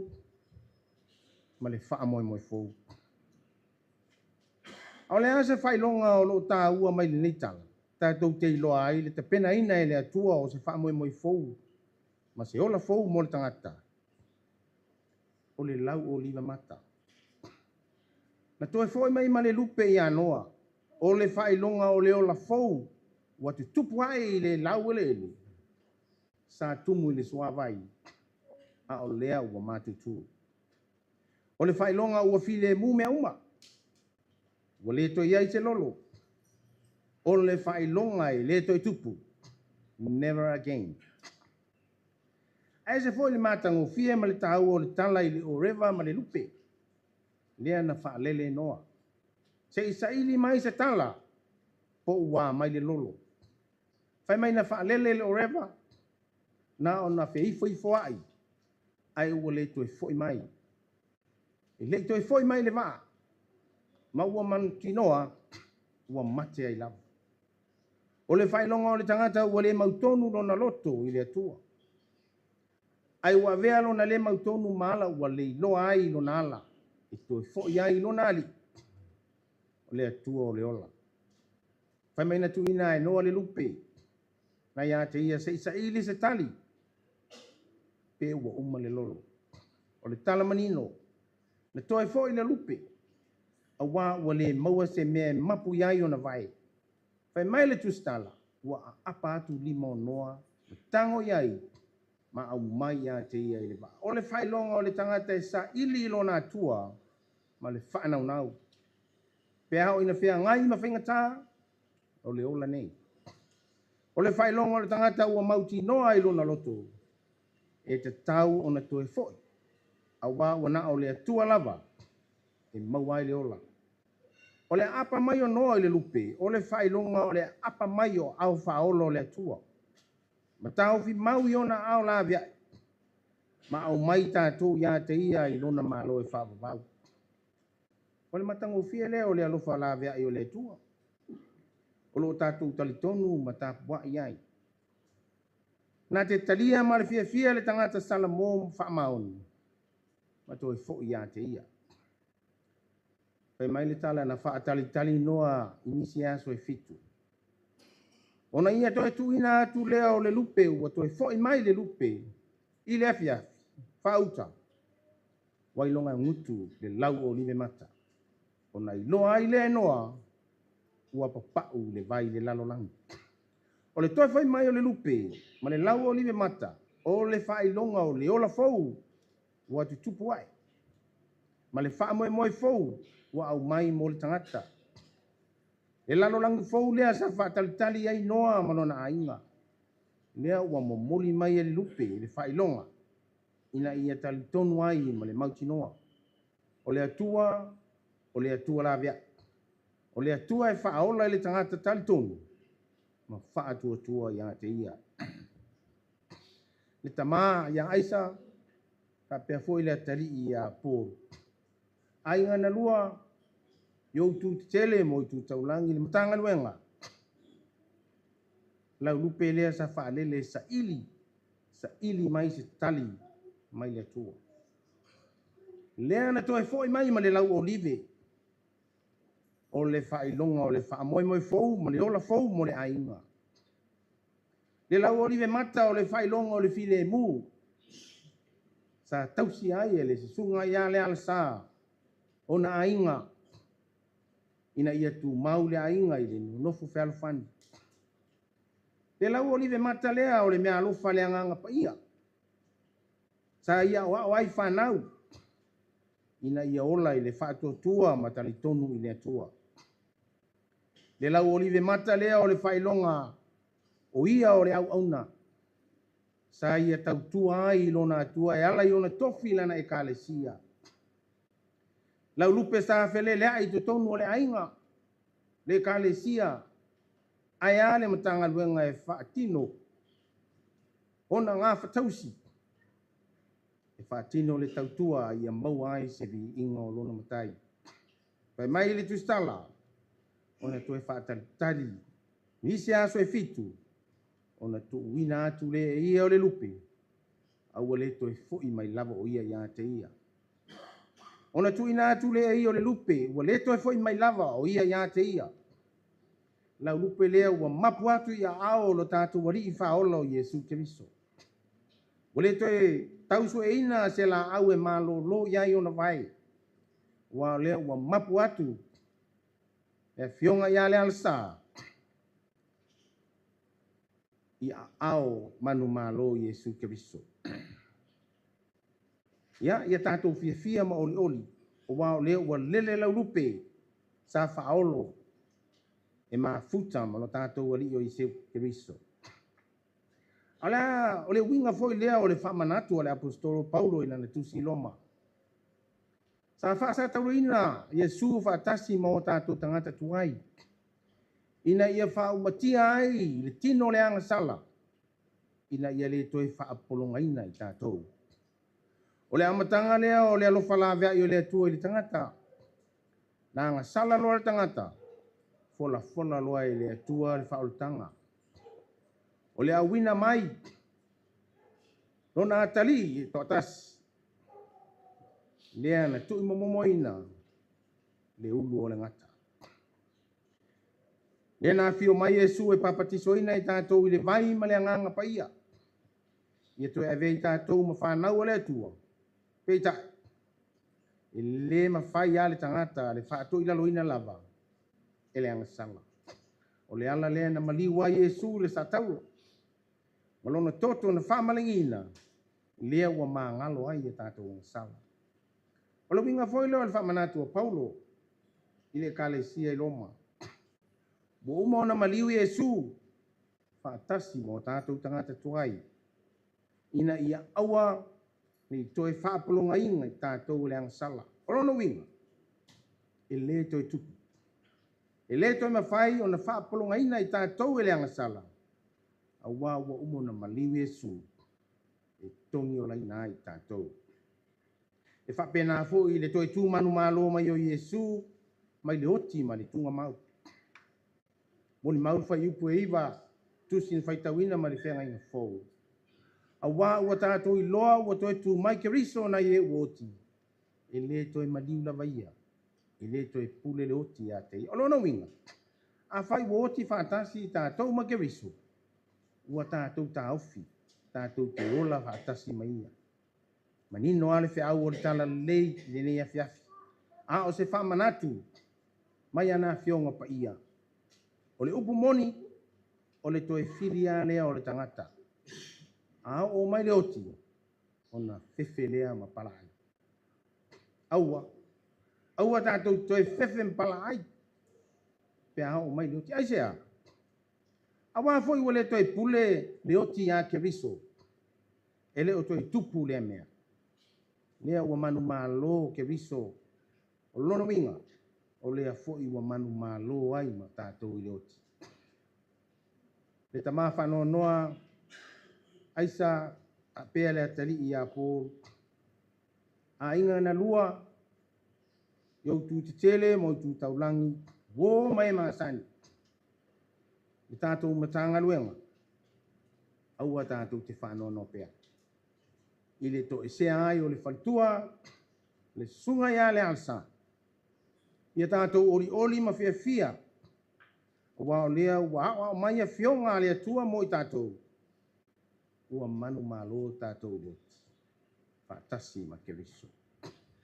Le ua whaamawhanawhana mai la apostolo Paulo, i a tātou mauti noa. E leo toi pule le oti le tangata a ua pule ai ke riso. Ia tātou tū mau le whaatotua ma le tale tonu i le whaolotanga na maliu Yesu toi soi fua manu malo mai o ia. Toi te tū whaatasi mai o lo lātou tama pea toi fio mai o ia. Sanga whaamawhanawhana whaamai se pele atua i le tama o le whanau a inga wo mau me mamae le mafutanga wha ngā ruenga. Ona o le mafutanga ua motu sia i le ola nei. Aia tātou mauti noa na maliu Yesu moi tātou. Na toi tū mai ke riso. Leo ua tātou sao ai le ola e whawawau. Ia tātou tū mau pēa i le whatuatua ma le tonu i le whaolotanga. Na saunia e le alofa tū noa o lo tātou atua. E ala mai a Yesu ke riso. Dona alo pele totas ina ia tātou sau umai lona malo e whaavau. Tātou te talo pea, ia maua se nofoanga mau o le sunga ia le alsa i le malo o lo tātou tua. Manua tele lau malanga le alsa, lau susunga i le whaletua, lau a fionga i le ofisili lango o le vaenga o unanga lau tele. O le mtanga luenga o puna oa whale natura ma le sia mama. ono Yesu. Amen. Oleh tatu fai ule pese ua saulia ele au pese.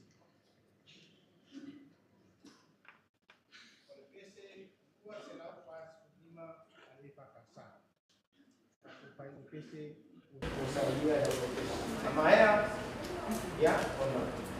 Aya tuleo sematu. Fai leo tatu saulinga. Ya ona famaya tuleo sematu. Dalam ya para partai.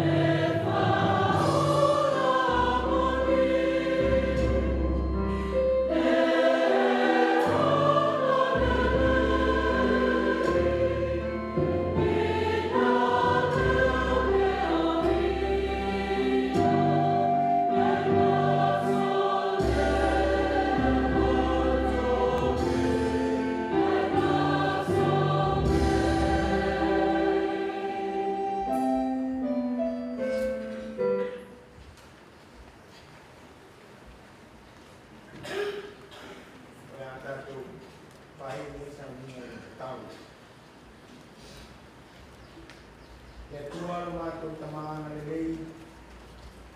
La mātou a mata i lau fio. La mātou a koi atu i lau fio. Wa e faulinga e whaamata whaingo fie i la mātou wa ai. Malo mātou i loa petai. Ana le se inoa lu whatasi mai.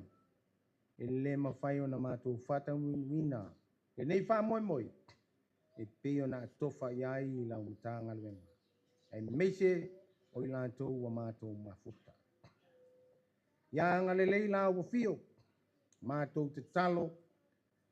Ia maua pea se nofo anga mau. O le sisunga ia le alsa i lo malo. Wa umona e fola mai. Ia le mawhanawhana o la wa fio. I le tamā ma le nofo alo. Ainga na lua wo mai masani. Ai ala umatanga luenga i ona turanga whaalupi. Ia le mana o lau whaamawhana whananga le tua lo mātou tamā. Anga le lei, o moli atu le soifua ma le ola. I le aso ata e ao e mātou te wha moe ai. Mātou te wha mawai atu ai. Se tasi o le mātou au a inga whainga luenga. E susunga ia le alasa. Ia tu mau mai o mātou lunga. Lunga o lau whanau keurisiano i samo nei ma le lalolangi atua. Le manuia ma le file mua o le atua lo mātou tamā. Le alofa muti valo Iesu Keriso lo mātou ali ma lo mātou whaola. Le mafutanga le motusia ma lo wanganga pa ia. Ne i o i le whavavau lava. Amen. Ya. Tātou tāna me whaasolo pēa i le tātou por kalame. Ya ua. Whailo uleo vai ma whafonga tau moli. O le awhionga i le ofisa sili. Ai a le pulenga i o na tūlanga whaalupe. Muli au mai se ese. O le matanga luenga. E whaaleo ina ai le anganga o le whaafitai. Manatu o leo umae o na langi sungalu. Whaatea i whetanga. Ua taia fo i le launiu ma whaasea i muli awa. Leo ua whafonga le langi. I le nei aso ma le wha moe. Ona o toe sauninga ma le aso fia. O le sisunga ia le alasa. Whai leo lo mātou vai. Wha leo ina le anganga le whaafitai. Whaafitai tele i le paia o ainga na lua. Mole ama noa ua mawhai ai. Ona mafuta le matanga luenga. Ma se tasi o lona au a inga whainga luenga. I ona toe sauninga amata. Whalo ina foi le anganga o le whaafitai. I le paia o ainga na lua. I ona i tū te tele, ma ona i tū taulangi. Whaafitai le fio mai matala mai ao. Talitonu wa matango fia le nei afiafi. I le su mai matala mai o ao. E wapea foi inisi o matanga luenga ua tātou mafuta. O wō mai masani. Ua maurunga le afiafi. Ono o loutou wha. Mafuta mai. Maru whaatasi mai. E ala i le sauninga wha le au whainga luenga. Ale matanga luenga o puna ua wha natura ma le sisio manga. E wha mawai atu ia i se tasi o lona au a inga. Le susunga i le tamaitai o fisili lango o le vaenga. O au nanga lau tele. O le matanga luenga o puna ua wha natura. Ia, o sa mātou wha matalanga lea ma le anganga wha aloalo e wha leo ina ai le anganga o le wha fitai. A ia vi ia i le atua i le nei afiafi. Sau se taimi te tala le filiali. Ia iai le anga le leo le atua. Tānu mia uma. Tānu ngutu la au. O maa wha lea la vea au. Moli atu le soifua i whanua. A ia vi ia i le atua. Wa tāpena ina foi le fionga i le minister. Le whionga i le tamaitai ofisa sili. Le mamalu le matanga luenga puna ua whanatura. Ma le sio manga. Se tau mawhitanga mama. E tari ai le sua. Pea ato e tari leuto. Ia, o le afo isa utou whaafafonga i le nei yafiafi. Ia, iso mātou leo wa le tau tamari i lau tau silisila. Ia fina ngalo le tua lau tau tofa. ia manuia tele le paia lasilasi ua tatou mafuta, manuia le tamaitai o fasili, manuia le tatou matagaluega, manuia ua maume mai ma e ua masani ua tatou mafuta. Aia viia ai le alii se mea ua tatou faia. O le matou faamatalaga lea ma le agaga faaloalo. Soifua.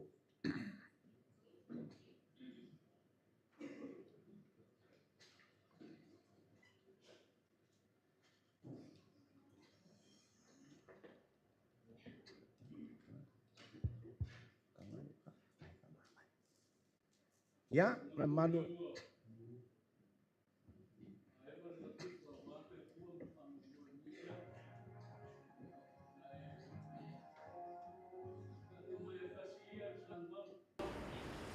Le ale na losa maku whakalanga le anga e aso whakimo i la ko office. E whaakai kele lava le afe mai o pinga ngalo malamalama. E mai se fo i kape nganga. A wale whakala le inga. Ia o musu ia fo i. Moe aluanga i le pinga ngalo alofa o le ri. Sufi ka ngaka soifua. Ko a ai le au au wha moe moe o ni fiafu. Ma loka penga.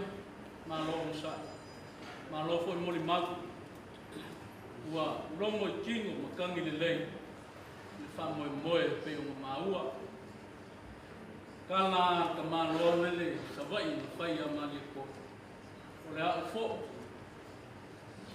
a ua malie la fa long, malie la maka maka, malie la mai kau,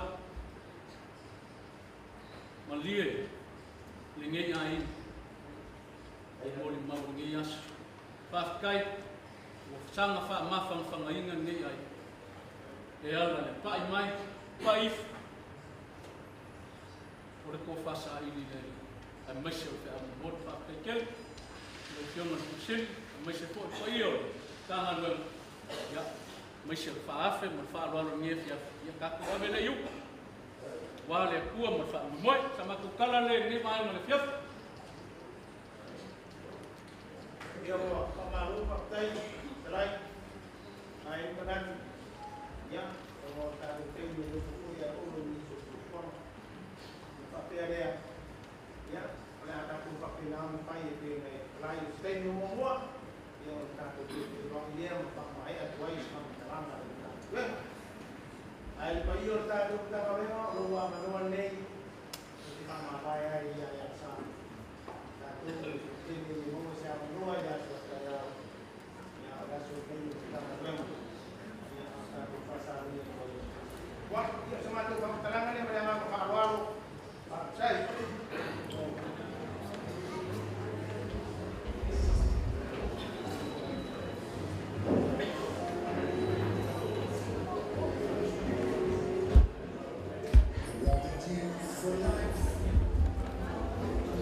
You and me in the road. I never thought there'd come a time that our story would end. It's hard to understand, but I guess I'll have to try. It's not easy to say goodbye.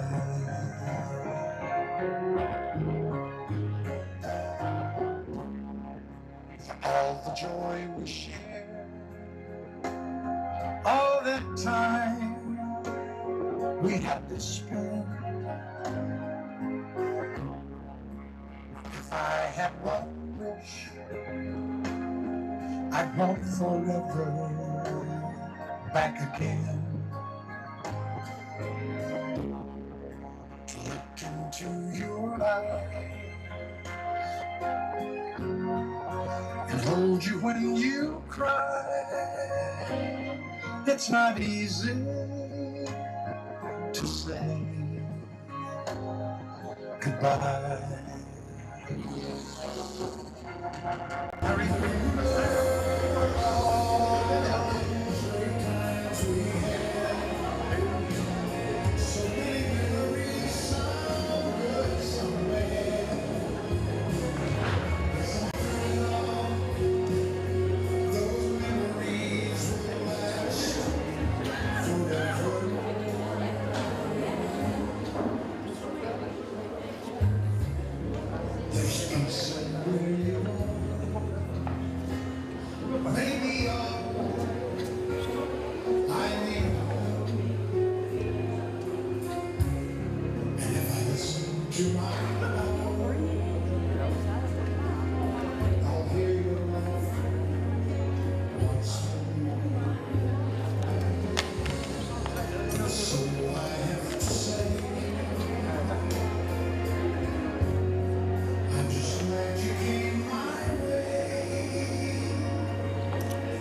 It's not easy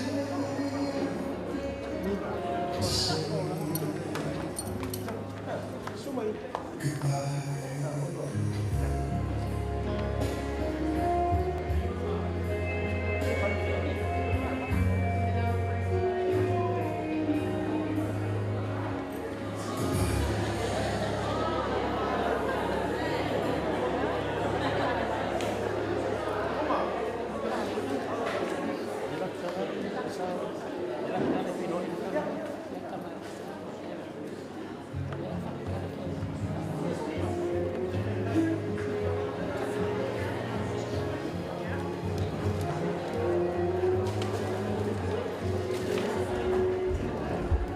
I wanted you for life,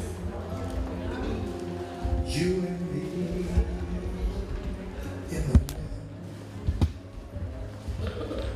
I never thought there'd come a time that our story would end. It's hard to understand, but I guess I'll have to try. It's not easy to say goodbye.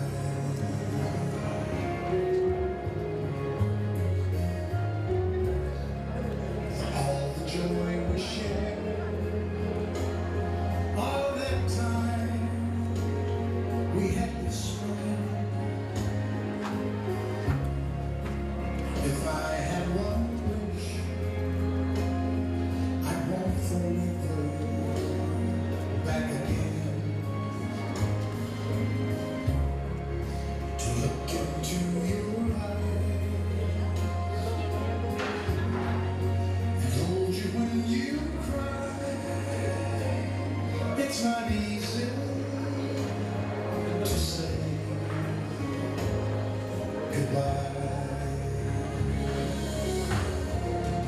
I remember all those great times we had. So many memories, some good, some bad. Yes, and through it all, those memories will last forever.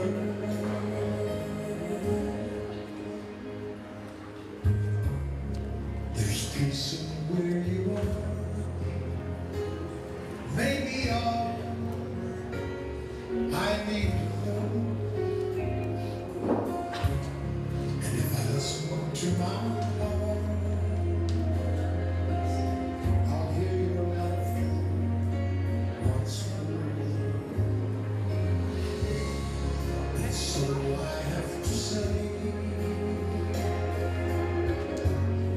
I'm just glad you came my way. It's not easy to say goodbye.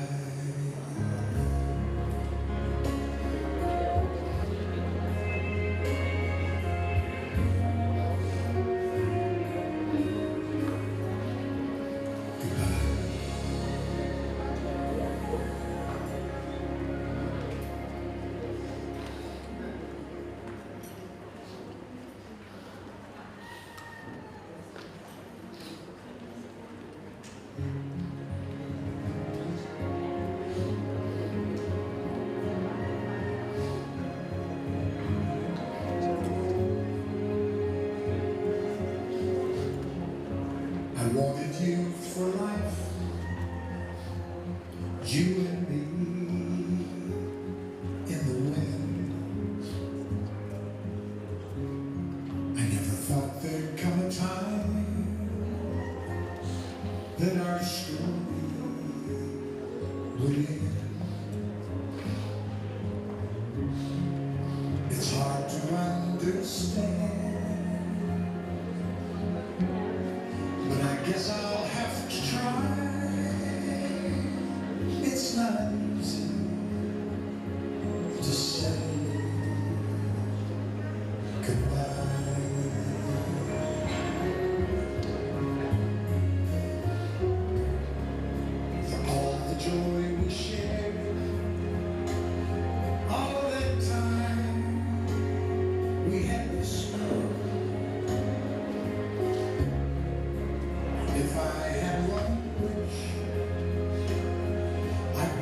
forever back again to look into your eyes and hold you when you cry. It's not easy to say goodbye.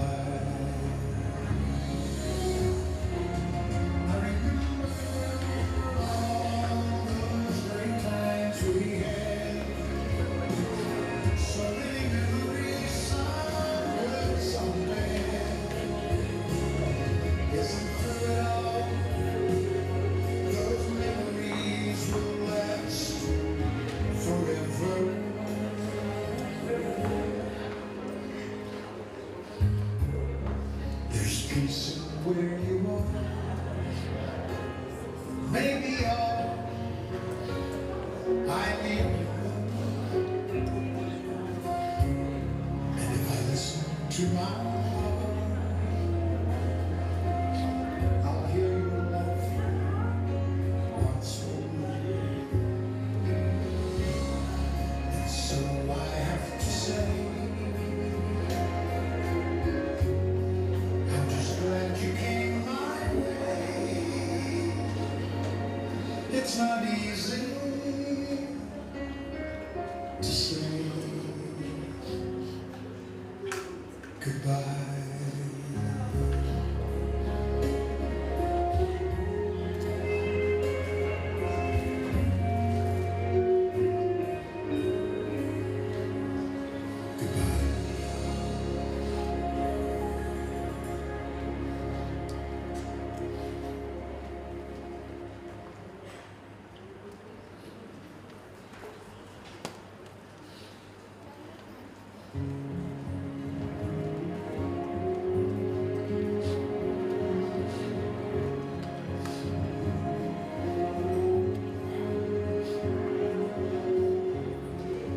I wanted you for life, you and me in the wind. I never thought there'd come a time that our story would end. It's hard to understand, but I guess I'll have to try. It's not easy to say goodbye.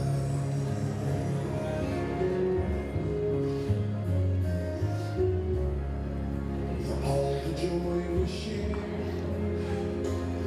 all that time we had to spend.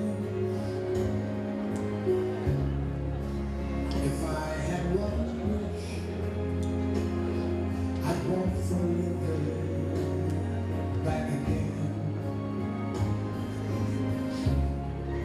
to look into your eyes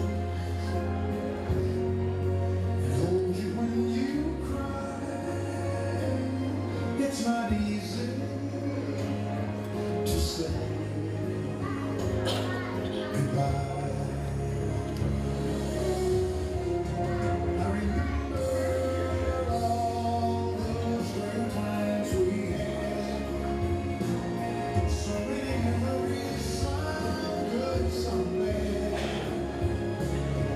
Yes, and through it all, those memories will last forever.